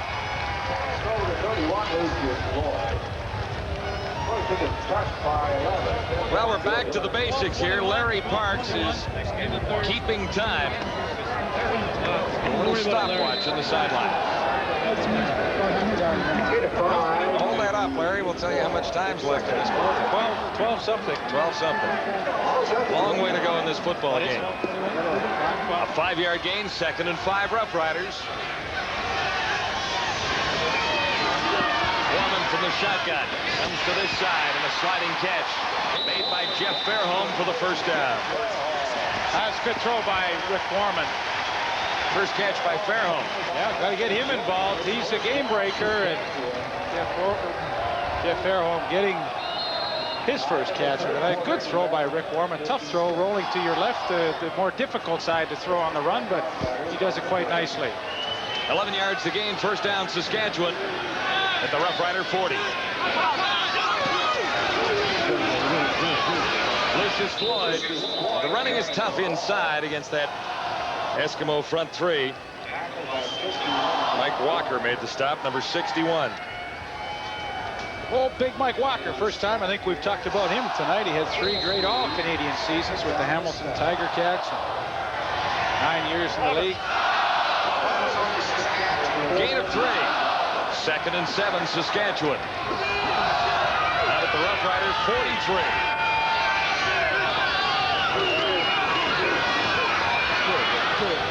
Warman for Elgard, and a flag comes down. Stephen Jordan called on the coverage, just a little too close on Ray Elgard that time. Well, Stefan doesn't like it, and kind of a bad break. He got his foot caught with Ray Elgard. You're going to get a great look at it right here, and as Elgard breaks to the post, Jordan comes underneath and trips him up right here. And that's a good call, because Ray Elgard definitely had a chance to make that catch. 31-yard penalty. 2 years ago, he was up for the MVP of rookies in the Canadian Football League. And boy, when you talk about a difference in a ball game, you're seeing it right there. 14 penalties, 172 yards. Kind of tough to win with those numbers, but they find themselves tied. And first down, Nelson Jones breaks loose. And he has another Saskatchewan first down. Willie Pless made the tackle as the Rough Rider drive continues with Warman at the controls. Now some good hard running by Milson Jones on the draw play, and great agility for a man of his size. They have him listed at 225 pounds. I don't believe it. I think it's more like 235, but quick feet to get him to the outside, and I've always been a big fan of the way he runs that football. Inside the 25 after a 12-yard gain, another first down. Warman gets free now. And Warman runs himself. Ruck forcing him out near the 20. Gain of 4. Pretty good reliever to bring out of the bullpen, Rick Warman. Oh, I think it's been a great acquisition for them this year, and he has shown that his value tonight coming in and taking over for Kent Austin. That's what he did on the ground. Not noted for his running ability, but that time getting himself out of trouble and picking up some yardage. Saskatchewan's #1 quarterback Kent Austin out with a shoulder problem in the first half. 2nd down and 6 for the Roughriders as the drive continues. Down at the Eskimo 20. Warman shotgun fires to the end zone, too high. Jaycox, Willis Jaycox, the intended receiver. You can almost see a little bit of the rust of Rick Warman. Of course, he's the backup quarterback, does not get the repetitions that Kent Austin will, and he really threw that ball before he had to, and no chance for Willis Jaycox to make the reception. Nevertheless, an appreciative hand for him from the Rider fans as he comes off the field. He's put them in nice shape for Dave Ridgway, which is almost automatic from this point, 27 yards out. Ridgway. The robo kicker, is that it? Yeah, 2 for 2. Make it a wide one there as Ridgway misses for the first time. So a single point for the Saskatchewan Roughriders, who take the lead by 1. I'm gonna go my hot read first.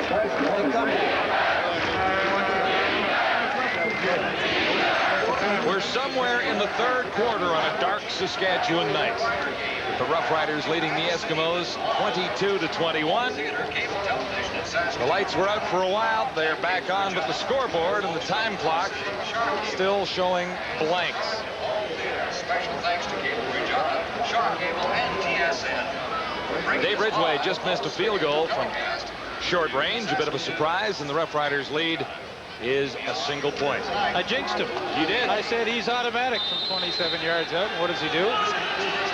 Proves me wrong. So now it's the Eskimos' turn. 1st and 10 for Tracy Hamlin Company. The 35, flags over.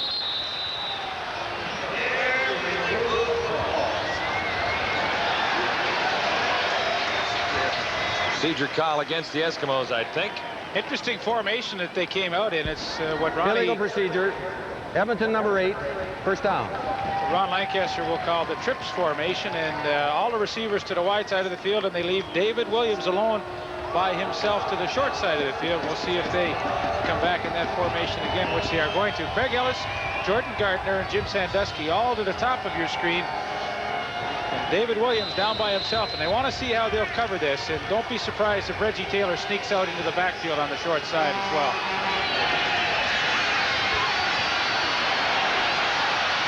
Interesting. Ham just followed the smoke screen right up for a gain close to 9 yards. Make it 13. Well, that's a good one, too. Have all those receivers to the wide side of the field, push off downfield, and Tracy just rolls out and runs behind him. Pretty good scheme. He didn't really get up to full speed either. Well, there's a matchup that they'd like to see out of this trips formation. It's either David Williams one-on-one with Stacey Hairston, or it's going to be Reggie Taylor coming out of the backfield on the linebacker, and preferably Dan Rasevich. We'll see if this materializes. It was 1st and 15, so add 13, make it 2nd and 2 now from the 43. Blake Marshall has another Eskimo 1st down.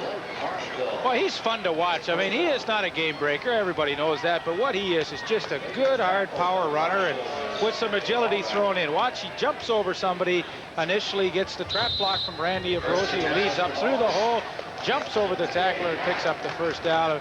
That is great hard running. Both Milson Jones and Blake Marshall, they are fun to watch. 5-yard gain and a 1st down Eskimos. Can he get away? Got the pass away, but it's incomplete. Rasevich got a hand on it. Good pressure from John Bankhead, number 72, the rookie defensive end. He's 6'6", 240 pounds, a rookie from Snow Junior College, wherever that is. But John Gregory likes him because he's like a thoroughbred. He said he can run all day, and he'll just keep chasing the quarterback for 4 quarters. That's what you like. And Tracy Ham takes a pretty good hit at the end from Dave Albright as well. There he is, John Bankhead, in his first game as a professional, 6'6", 240. 10 for the Eskimos. Out of the 48 of Edmonton. Another flag down as Ham escaped. Lost the ball. Here's Eddie Lowe. Lowe on the return. And he lost the ball. Recovered again by the Roughriders, then knocked out by the Eskimos. Trevor Bowles finally forcing it out. So, we'll go back and figure out exactly what happened. Looked like the procedure call was going against the Eskimos. Then the Roughriders might decline that when they recovered the ball, or at least had it momentarily, but they lost it. Maybe Dave should explain the whole thing. Well, there still is a discussion actually who had the football. I thought Trevor Bowles knocked it out and they would retain possession. We'll wait and see. Procedure. Edmonton number 50 declined. First down.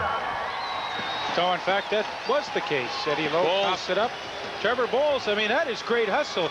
You know, he's 6'5", 280 pounds, and he's the tackle to the right side, and he had to come all the way back across the field. And for a big guy to run that far and catch Eddie Lowe, that's pretty impressive. 2 turnovers on the same play.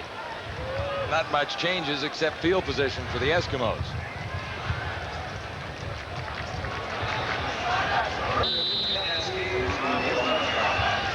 Well, there's Eddie Lowe, and David Williams hustles back to strip the ball loose, and then Trevor Bowles will eventually knock it out of bounds. Net loss for the Eskimos, 37 yards, but Edmonton retains possession. Lost it. Brian Walling. Jurison comes up with a loose ball, and another turnover is going to cost the Eskimos. Walling fumbles, and the Roughriders will have a first down.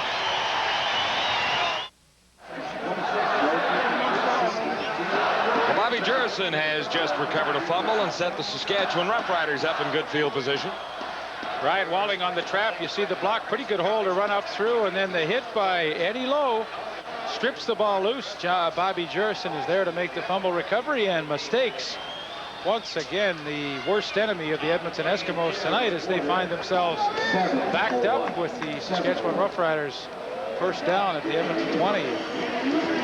7:01 to go. Bobby Jurison, a real fan favorite since he has come to the Roughriders, and had some great seasons. Been here for 6 years now.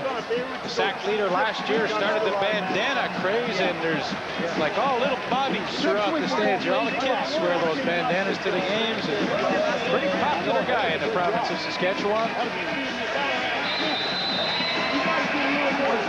You know, you always watch players, and sometimes they play hard for 3 and take one play off and rest a little bit. Not Bobby Jurison. Boy, every single play he plays hard. On first down, Warman looked for Elgard and missed. First down at the 20. A bit of a free shot for Jim Rockford, the middle safety. Watch as Elgard cannot hang on to the football, and Rockford comes in with a little hit and a few words after that. I wouldn't get Ray too mad. Like, Rockford's only 5'10", 180, and Ray's a little bit bigger than that. From the Edmonton 19, second down. Warman looks to the end zone. Fairholm, the intended receiver, and he couldn't come up with it. Just a little too far. Enos Jackson covering on Fairholm.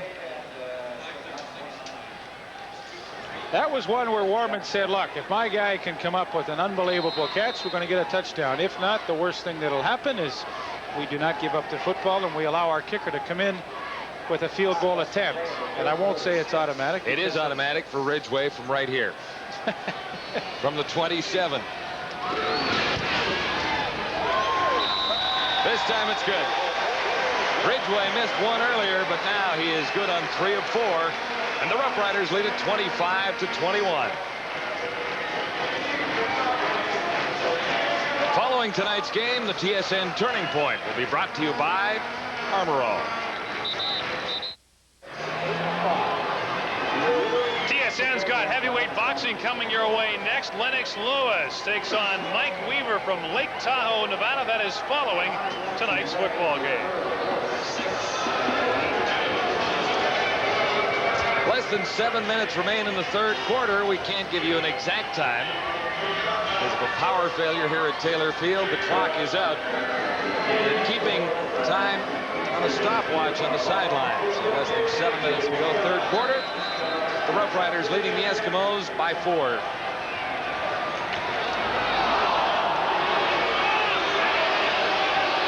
First down, Edmonton now. Beginning at the Eskimo 35.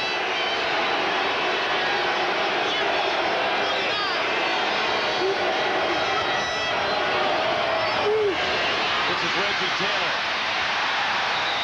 And Lewis was there to meet him. Gary Lewis.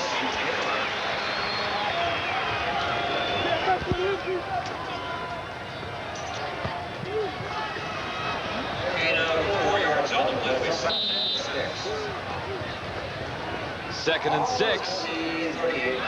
Reggie Taylor hasn't been too busy tonight. Here's that trips formation. 3 receivers to the top of your screen, and David Williams all by himself down at the bottom. And Tracy Ham has the first down. Ball popped loose, but the Eskimos will retain possession.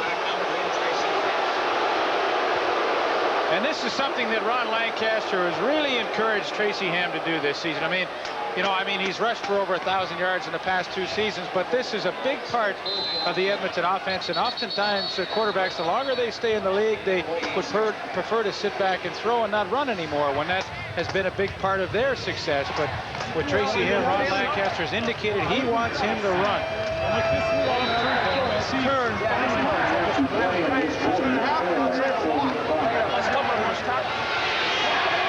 First down, Edmonton. Ham comes to the near side for Sandusky, and he runs into the Rough Rider bench. Can't make the catch. Saskatchewan leading 25-21. And look at this. Correct time remaining, third quarter, 4:31. All the lights are back on in Regina, or at least most.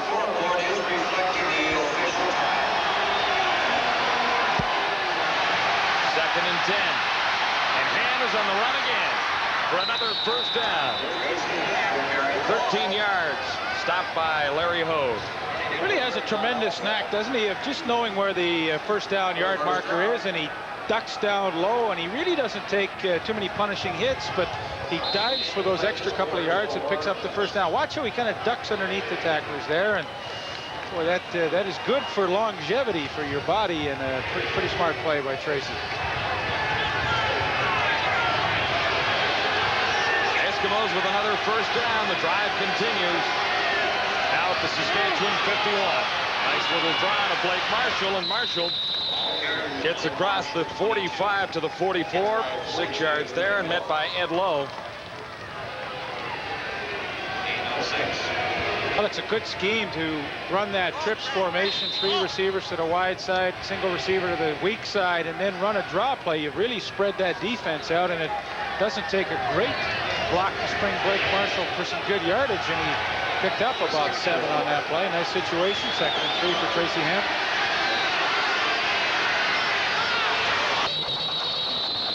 Some early movement. I think Gary Lewis might have jumped a little prematurely.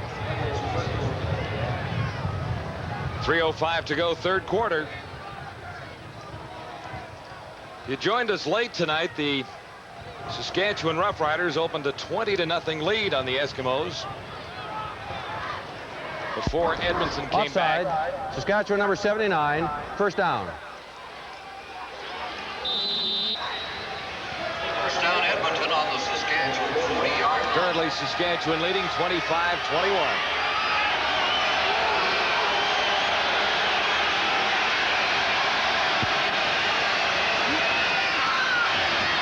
First and 10.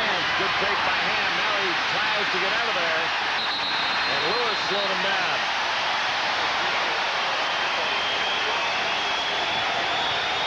Drinkwalder and Dan Rasovich will get credit, I think, Lee.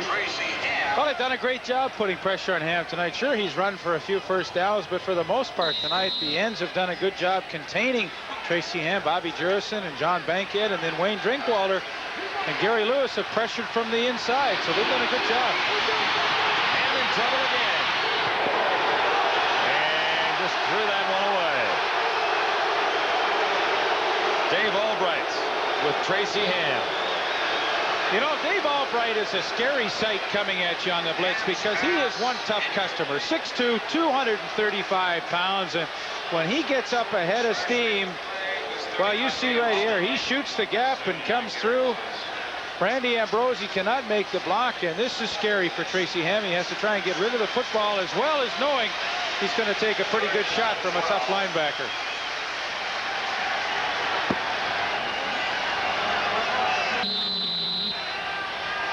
Bring on Ray McAreedy.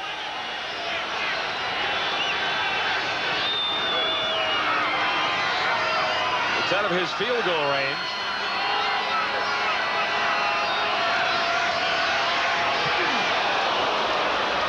Suter had some pretty good pressure on, but McAreedy got into the end zone. And Brown goes out to the 10. Had a great kick. It went in and then came back out. Albert Brown wanted to give up the single, but he couldn't. There's the score, and we'll continue from Taylor Field in a moment. And here's a big welcome to all the fans of the CJME. Oh, to Iverwin Stadium in Hamilton, the defending Grey Cup champion Winnipeg Blue Bombers in for a visit. The game comes your way at 7:30 Eastern, and before that at 7 Eastern, it's the debut of the CFL report for 1991. First flight out of here in the morning, partner, to get to Iverwin tomorrow night. The final leg of our 3-game road trip this week. Of course, we had a good one out in Vancouver last night with the Calgary Stampeders opening up their season with a win over BC. Tonight we got a good one here at Taylor Field, and tomorrow night the defending Grey Cup champions against the Hamilton Tiger Cat team that would love to rebound from a season last year that saw them miss the playoffs for the first time in quite some time. And interesting to say the least at Taylor Field this evening. 1:48 to go in the third quarter with the Roughriders in front. Kent Austin had to leave the game with a shoulder problem. Rick Warman has come in relief for the Roughriders. Remember that guy in the middle of your screen, Larry Donovan, former head coach of the BC Lions, now coaching the special teams for the Saskatchewan Roughriders.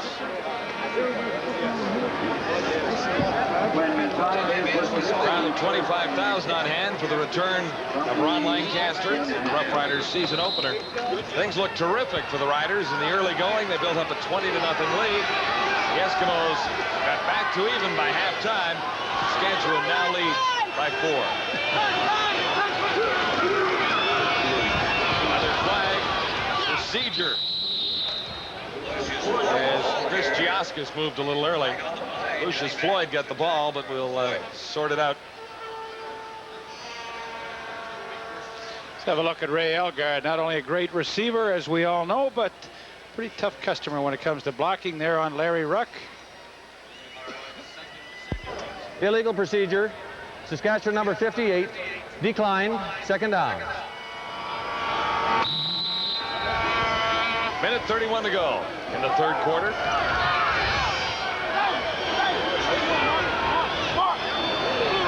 Second down, Saskatchewan from the 11.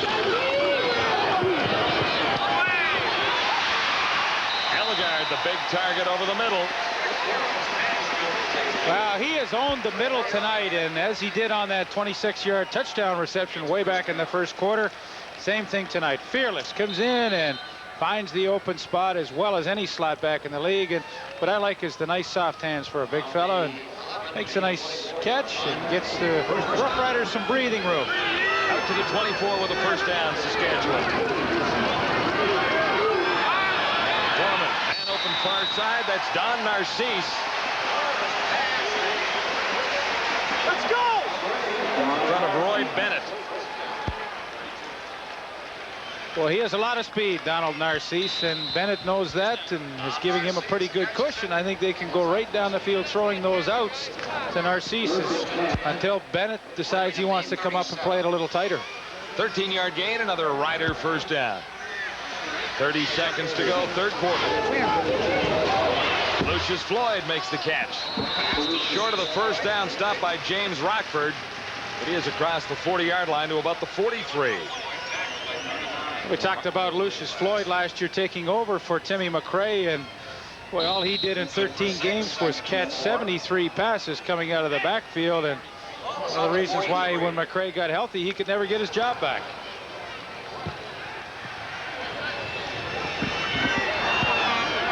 Should be the last play of the third quarter. Second down, Saskatchewan, 5 to go. Jeff Fairholm, no catch.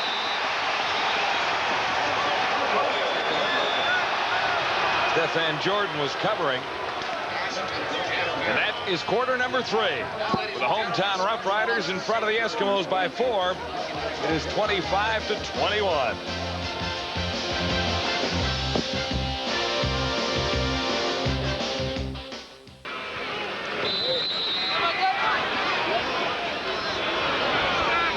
Third down on the Roughriders.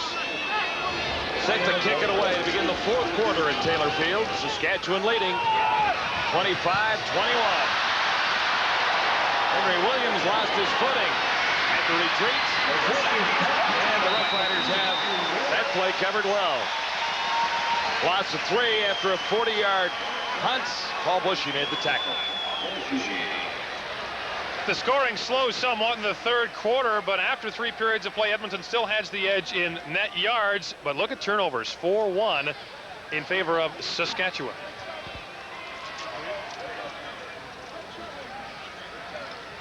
Turnover story could have been worse for the Eskimos. They really, the Roughriders have really settled for field goals on the turnovers, haven't they? Yep. Number 23.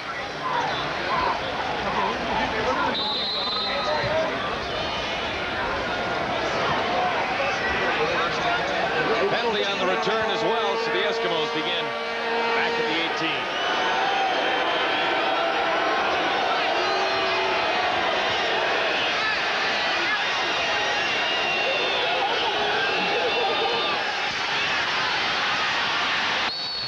Reggie Taylor stopped by Razovich. The ball came loose, but I don't think the touchdown is going to count, and the Eskimos will retain possession, I believe. What a great play Dan Razovich made. You know, they're coming to his side, the short side. Watch him, number 74. He knifes right through the blocking, in behind the pulling guard, and has the speed to knock down a Reggie Taylor from behind. That's an outstanding play. Dan Razovich, Simon Fraser. Been in the league for 8 seasons, 5 of them with the Saskatchewan Roughriders now. 2nd and 10 Eskimos. From the 18, and to the near side. Jordan Gartner made the catch and stepped out. Jordan Gartner. Stephen Jordan gave, or Sonny Gordon rather, gave Jordan Gartner a lot of room. Richie Hall was coming on the safety blitz. You might see number 7 at the bottom of your screen. He comes, they pick him up, and there goes Jordan Gartner to the outside. And Sonny Gordon cannot stay with him, and Tracy Ham and the offense pick up the blitz and connect on a good strike. First and 10 Eskimos now at the 30. Ham goes to the other side. Sandusky comes back for the ball. Boy, that was an ugly-looking play when it started, but it ended up pretty good for the Eskimos. Jim Sandusky coming back to the quarterback. Initially, Ham wants to hit somebody quickly, but nobody was really running downfield. And finally, his speed gets him some time to throw, and Sandusky bails him out. Gain of 8, 2nd and 2.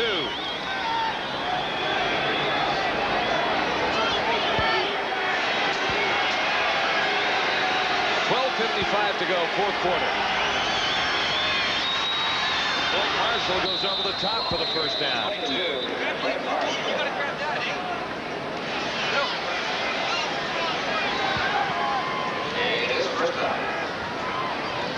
That's a great look on short yardage. Here come all the horses, a lot of beef up front, and then you get the big fellow at 230 pounds up over and top, and no way you're going to stop him.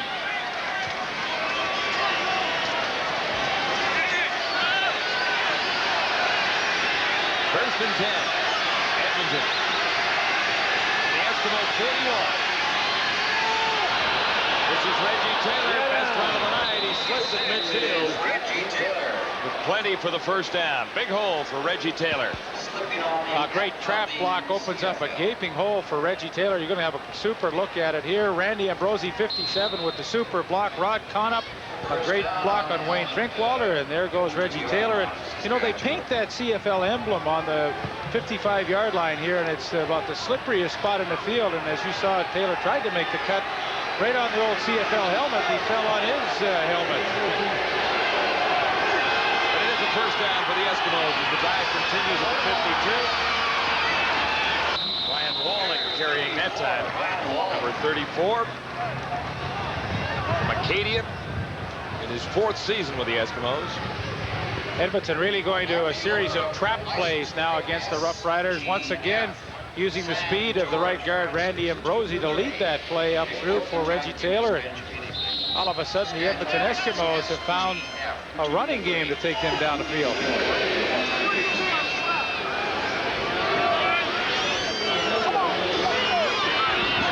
Gain of 9, this will be 2nd and 1. Tracy Ham himself for the first down. On stack here. 25-21, Saskatchewan leading Edmonton with 10:50 to go in the 4th quarter. First down. Hey, Ray, way to go, baby. Way to go. Your family.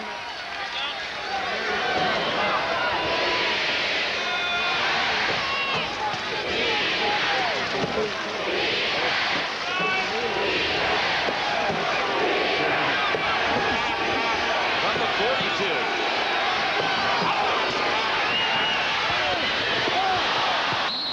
Intended for Ellis, flag down. Pass intended for Greg Ellis, incomplete.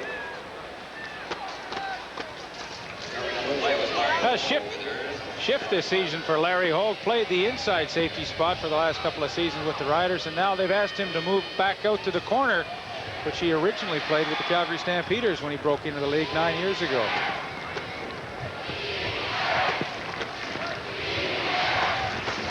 We await the official word from referee Dave Yule. Illegal procedure, Edmonton.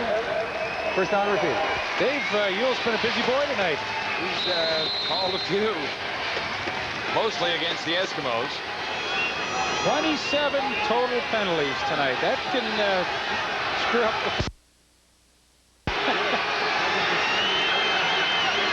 Miller section will be interesting tomorrow. 1st and 15. And escapes once more.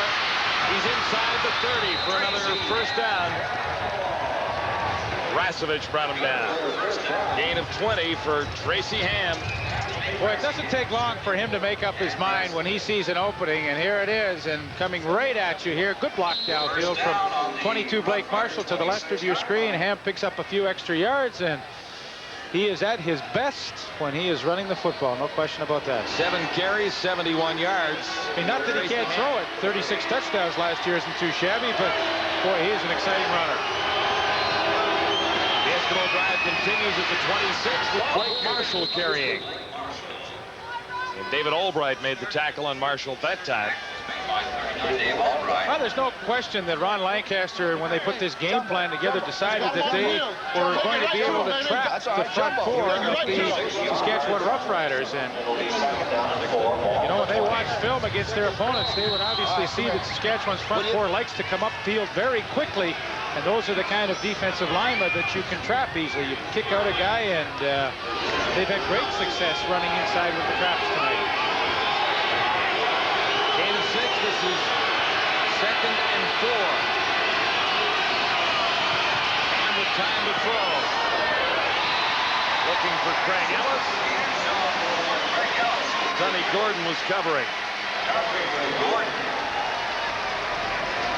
Perfect pattern called. The middle has been vacated by Glenn Suter, and now Craig Ellis with the good post pattern. A nice speed turn by Sonny Gordon. He was turned around, but able to react, and Ellis couldn't hang on to the football. That's the kind of catch, though, you know, Craig usually makes, but unfortunately that time he couldn't. Come on, Joe. Come on. Ray McAreedy set to try. 27 yards out. 0 for 2 and a couple of long tries earlier tonight. This one is good. McAreedy's field goal attempt is good. So the Eskimos narrow the gap to a point. It's 25-24. Back at Taylor Field with Eskimo General Manager Hugh Campbell. Hugh, a reunion of the 66 team. Nice to see the old team. Yeah, it really was fun. Everybody just took off right where they left off, and it seemed like we were only a part of a couple of months rather than 20 years. Kind of a bizarre football game tonight, from the blackout to your team's comeback. Well, it is. We got way too many penalties early, and of course the turnovers have hurt us. We really haven't quite gelled, but that's not too surprising with all the changes and a new coaching staff. I just hope we can get her going quick enough to maybe pull this one out and at least get our season off in the early going to a good start. Hugh, you have to wait a week for your home opener, but you have special plans for Commonwealth Stadium.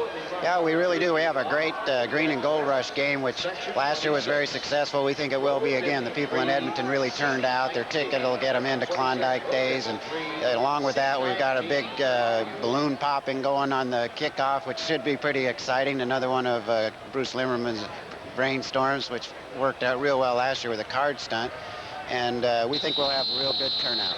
Hugh Campbell, thanks very much. We'll let you watch the game. All right, thanks, Cord. Hugh Campbell, Eskimo General Manager. Underway again with 8:26 to go. Fourth quarter, a one-point ball game. And this is Willis Jaycox with a flag down on his return. Jaycox out at the 38. 27-yard return. Hugh Campbell talked about getting their season off to a good start. They've done that 13 years in a row, have they not?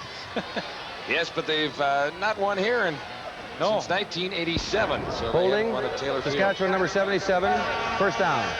So after 13 years of opening day victories, they are up against the wall tonight as they have struggled here at Taylor Field in the past. 25-24, the Roughriders lead. Saskatchewan with possession and a 1st and 10. Beginning this drive at the 19. Lucius Floyd trapped momentarily. He escapes and gets out to the 25.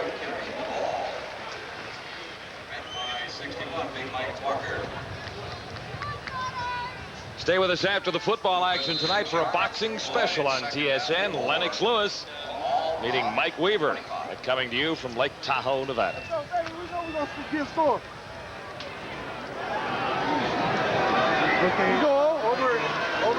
Ken Austin on the sideline. Shoulder problem early. Rick Warman in the game, trying to get the Roughriders their first victory of the season. Warman on 2nd down comes up a little short. He needed 4.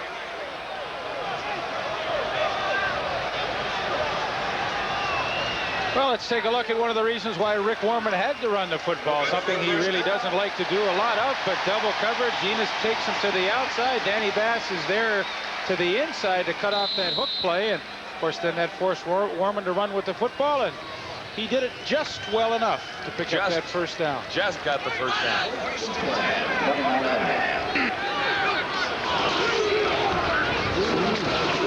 Lucius Floyd out to the 30 and met by several Eskimos there. Gain of 2.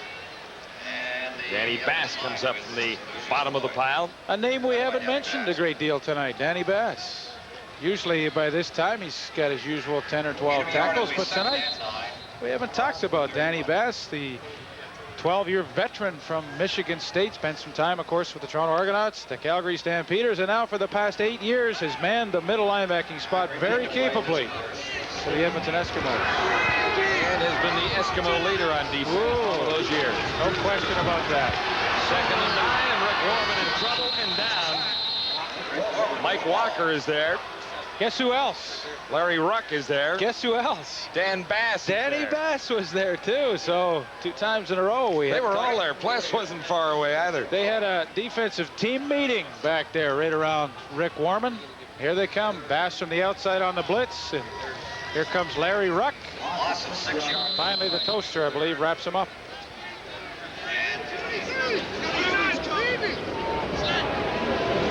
A 3rd down situation. Shanked it. No yards, flags are down. 25-yard punt for Mike Lazecki. This is the discouraging thing about Mike Lazecki. I mean, in practice, he can boom them. In the pregame warm-up, he booms them. And we see some boomers tonight, but then the odd one like this costs you the no yards, and it hurts the team. Following tonight's game, we'll pack up and head to Hamilton, where the Blue Bombers will take on the Ticats tomorrow night at 7:30 Eastern. And before that game, we'll have the first installment of the CFL report at 7 o'clock Eastern. The wind is picking up a little bit at Taylor Field and would favor the Eskimos with a final 5 minutes and 47 seconds still to play. You John, just take center aggressive and latch off. Take them. Change that up a little bit. One ball game. Saskatchewan leading 25-24. The Eskimos in excellent field position with a 1st and 10 at the 33. Set up by a short kick by Mike Lazecki and a penalty following that. Good fake. Fooled me, Tracy Ham. I thought Marshall had it. No, that's a great play. They've been running that trap to Greg Marshall, and Tracy Ham, you'll see, sticks the ball in there and then puts it on his hip, and then his own feet get him into trouble. He makes about 10 moves here, and the turf monster got him. First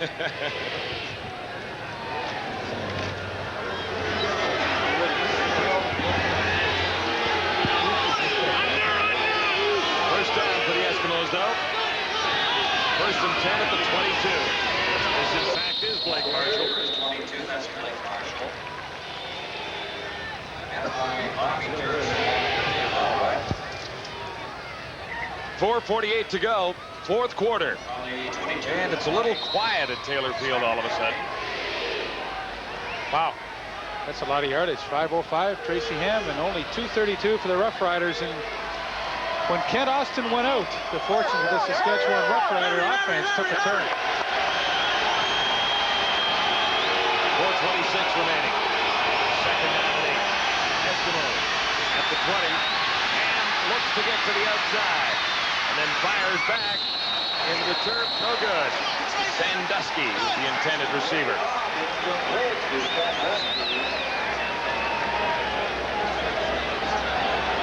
Well, Tracy Ham's done a lot of running tonight, and once again he works his way to the outside. And well, I really thought Jim Sandusky had a chance to work his way back to the quarterback a little harder, and had he been able to do so, he might have been able to make that catch. And although very difficult throw for Ham, he's going full speed one way and then try to throw back across your body. Very difficult pass to complete. Ray McAreedy now for the lead.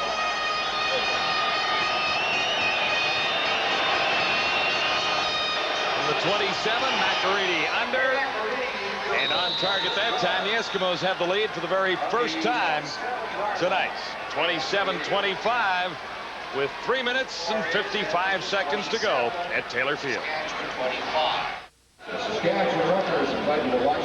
After giving the Eskimos the lead, Ray McAreedy is set to kick off. Edmonton leading 27-25 in the 4th quarter. At one point, the Eskimos trailed 20-0. Oh, it's like 2 games in one, 20-0, and now 27-5 to take a 27-25 lead. So 2 half times in one, too. Yeah, really. The power failure, and that slowed things down a little bit at Taylor Field tonight. 3:55 to go, 4th quarter. The Eskimos in the lead for the very first time. But it's a precarious position right now at 2 points.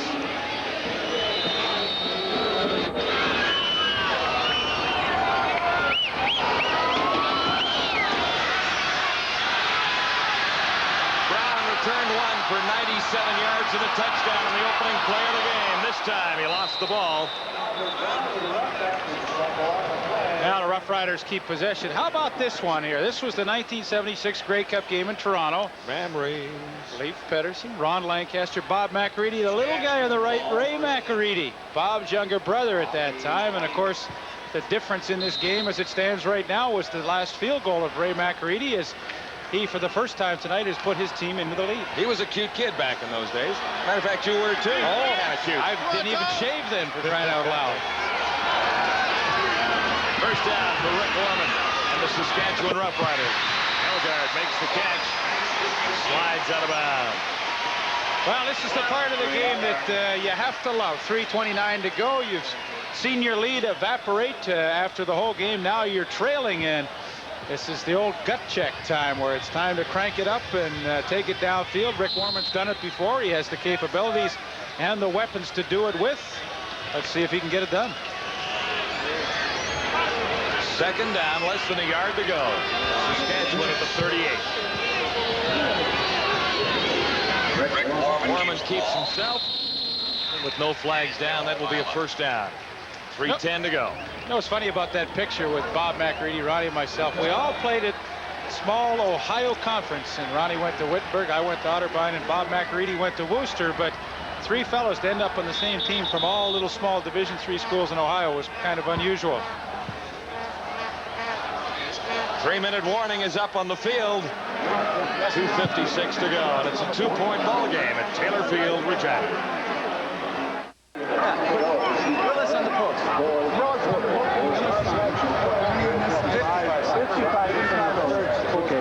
Rick Warman is not the flashiest of CFL quarterbacks, but he does have the ability to come in a relief role and get things done. He's done it a time or two in his CFL career, and he's called on here tonight.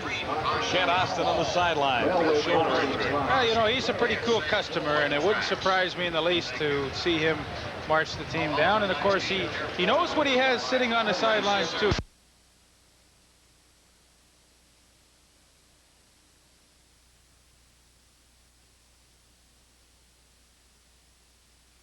And we've got a shot to win this ball game. Ridgway, the ace in the hole, but the wind picking up just a little bit, so perhaps to win this thing, Warman is going to have to get just a little bit closer. 3 first downs would get them to about the Edmonton 40, and I would think that's a pretty realistic position for Dave Ridgway. 2:56 to play. The visiting Eskimos lead by 2 at 27-25. The Rough Riders are first and 10. Saskatchewan 39. Intercepted by Rockford. Rockford has room to the far side to complete this return. Still going. Rockford finally dragged down at the 30. He lost the ball, and the Riders got it back.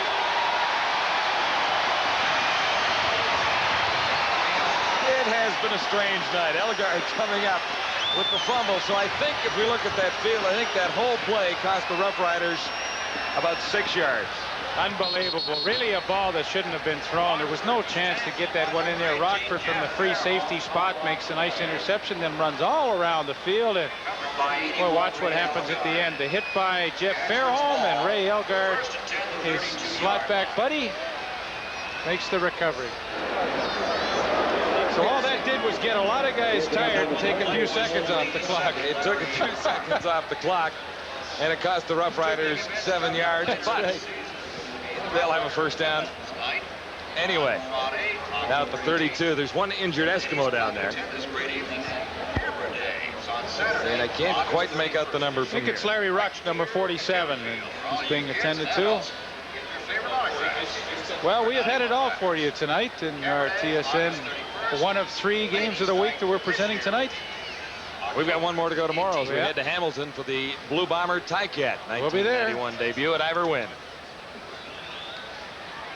Well, as they attend to Larry Ruck, I'm standing next to the Saskatchewan bench, and they look like a group of players who just ducked a firing squad when Rockford fumbled that ball and Saskatchewan got it back. As soon as the ball was picked off, several players turned away from the field and threw their helmets down, but now they're right back in it with 2:29 left. And good news for them, they still have the ball. 2:29 to go. Net loss to the Rough Riders, 7 yards.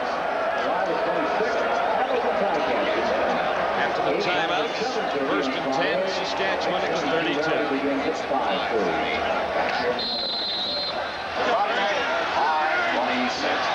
Mike McLean comes in for Larry Ruck. First down, Rough Riders.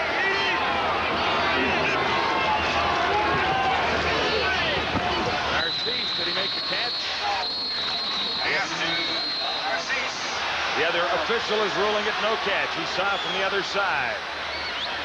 The one advantage of adding an extra official this year is there are now 7 officials on the field. They feel that they all will have better angles to see plays exactly like this last one to Don Narcisse, and therefore make better calls in 1991, and they determined right here that Narcisse trapped the football. It's going to be difficult to see from this angle. That looked pretty good to me. I don't know.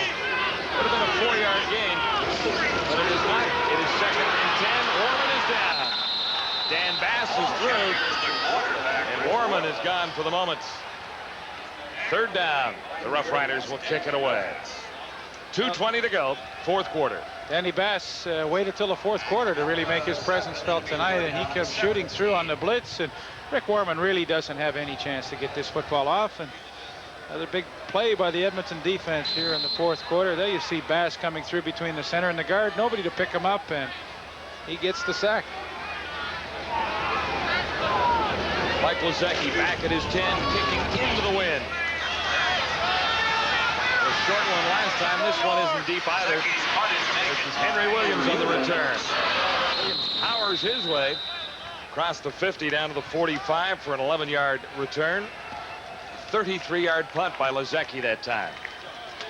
Oh, Gizmo Williams' return there is just an example of doing the little things to try and win a game. Now, he usually likes to try and use that speed to get to the outside, but boy, he just put his head down, and for a little guy tried to drive over a few people, and you know, often those are the little things that end up contributing to a win. A minute 59 to go. The Eskimos with a 1st down at the Saskatchewan 45.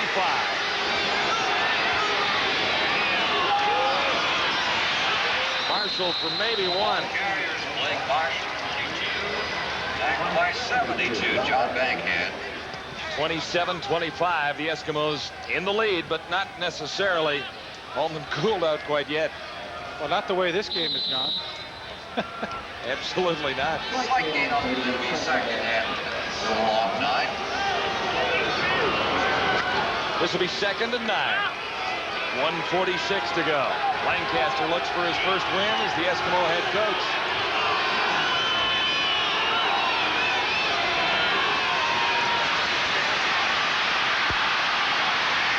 And being chased down. Sandusky can't make the catch. Pass intended for Sandusky, complete. That's a pretty mature move by Tracy Ham, though. He had to get rid of the football. Had he taken the sack back there, it would have been disastrous for him. At least now they still have an opportunity for Ray McAreedy to kick a field goal, but just another example of the maturity of Tracy Ham. And no, you expect that from a quarterback who's had a chance to mature in this league. 5 years now he's been with the club. That was a good play. This try from McAreedy from 52 yards away, his longest last season, a 47-yarder. But he has a breeze at his back. Wide. Albert Brown out of the end zone, out to the 10. You know, it's funny, John, where McAreedy was kicking that field goal from, it was on that painted portion at midfield, and I really have to believe he didn't feel comfortable planting that left foot because it is extremely slippery out there, and you could see that he kind of came over the top like a golf swing and just pulled it off to the left. You used to kick a few in your college days at Otterbein? Oh, yeah, kicked a few at Otterbein, a little punting here and there. Well, the Eskimos have won 13 straight season openers. Last loss to Winnipeg in '77. They have not won here since '87.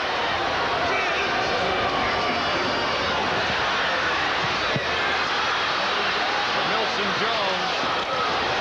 There's only a couple of yards there with 1:11 to go. Good play by Larry Ruck. Wouldn't let him get to the outside. That's what he wants to do. Keep those guys in bounds. Let that clock keep ticking away. Larry Ruck's had a good night tonight. John Gregory had a big lead earlier. 20-0 at one stage. Well, it has to be a frustrating night for him. You know, 20 zip. You don't expect your team to score 5 points for the rest of the game. But without your #1 quarterback, life gets a little more difficult. Austin went out in the first half. Absolutely. Another flag. 1:01 to go. 4th quarter. Lots of penalties here tonight. 30 in total.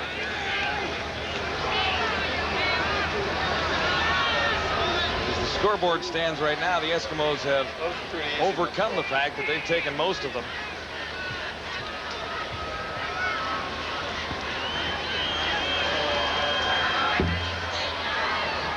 $18 penalties against the Eskimos. Illegal procedure.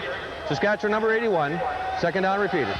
This one goes against the Roughriders. 18 penalties against Edmonton for 192 yards. Second down, 13. Second and 13. Last gasp for the Roughriders and Warman.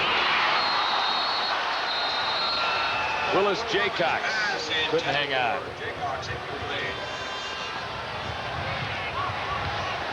Less than a minute to go.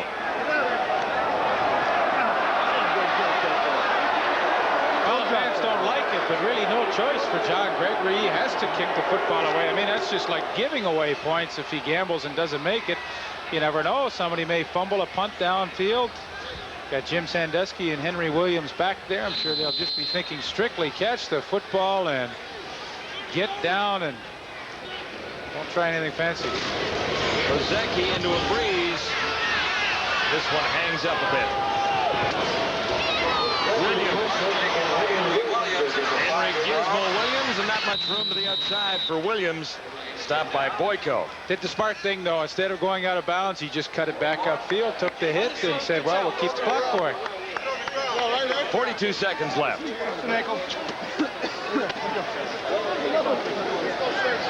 Well, you got to like Lancaster's chances right now. I didn't like them in the first quarter at all. I thought it was going to be a long night for Ron, but good job, defense. No yards. Saskatchewan number 15. First down. Unless they do something crazy at this point, the game should be theirs.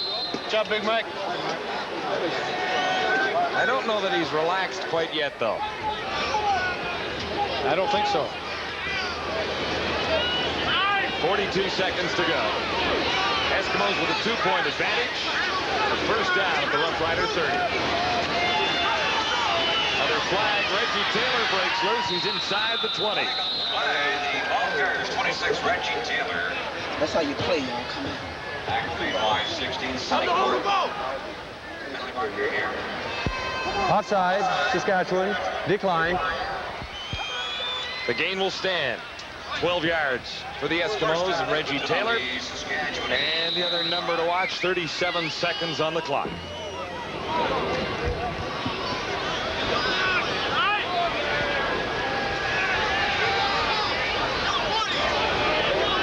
Edmonton in front by 2.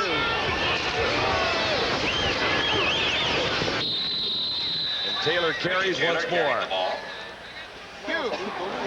19 seconds to go. Run it down, Ron.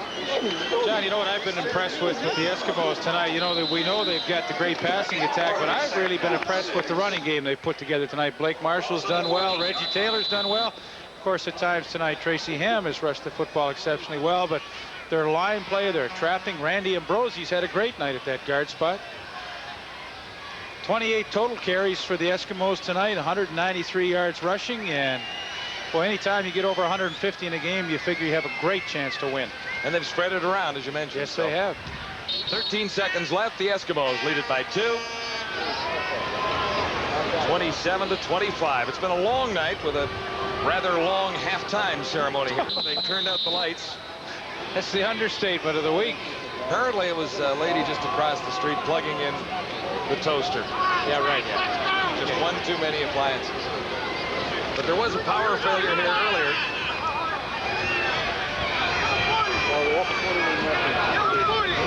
In the final seconds now, the Eskimos. Tracy Ham down to the 1. Another flag down, however. Flag down on the field. Why not have another flag down? Offside. Saskatchewan 42. Decline. First. Well, this is interesting. 7 seconds to go. The Eskimos will have a shot at the touchdown. From the 2. Ball to 2.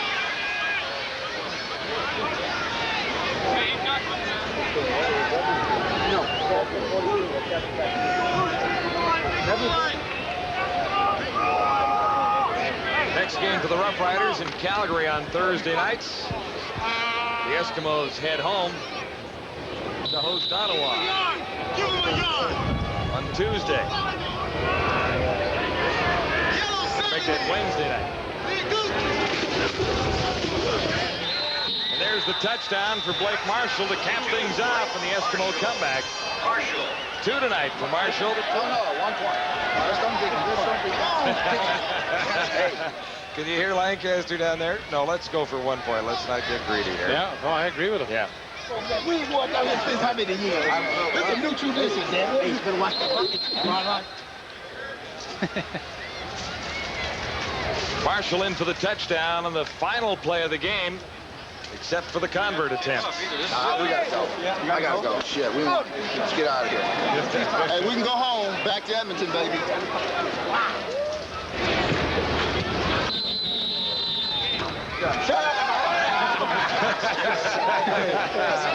Well, they didn't tell low budget. Yes, bucket water just a wet towel. Low budget over there. Well, the legend of Saskatchewan has his first win as a head coach of the Edmonton Eskimos at Taylor Field. The Eskimos break the jinx of not winning here in their last 5 games. It didn't look good early. You have to be happy for Ron Lancaster. You know, 4-28 as a head coach before coming into tonight's game, and picks up his first win, keeps that opening night streak intact for the Eskimos. 14 years in a row now that they've been able to win on opening night. Congratulations to them. Hey, Ron, 3:55 left. Ronnie has his win, 34-25.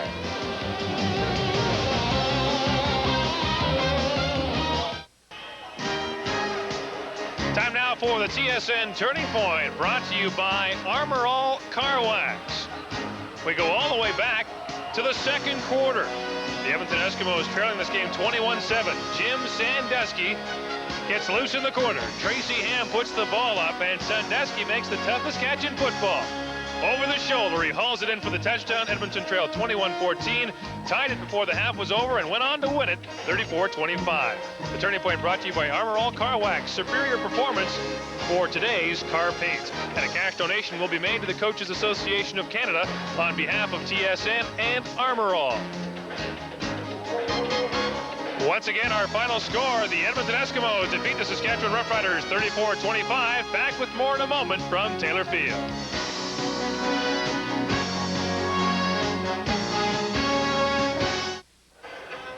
We'll wrap up our coverage of Week 1 of the CFL season tomorrow night in Hamilton as the Winnipeg Blue Bombers take on the Ticats at Ivory Stadium. The game starts at 7:30 Eastern Time, and before that we'll have the CFL report starting at 7 o'clock Eastern Time. Our final score, the Edmonton Eskimos 34, the Saskatchewan Roughriders 25, as the Eskimos win their first game in Saskatchewan since 1987, and the Eskimos are now 1-0 under new head coach Ron Lancaster. TSN CFL Game of the Week is brought to you by Diet 7-Up. It's cool to be clear.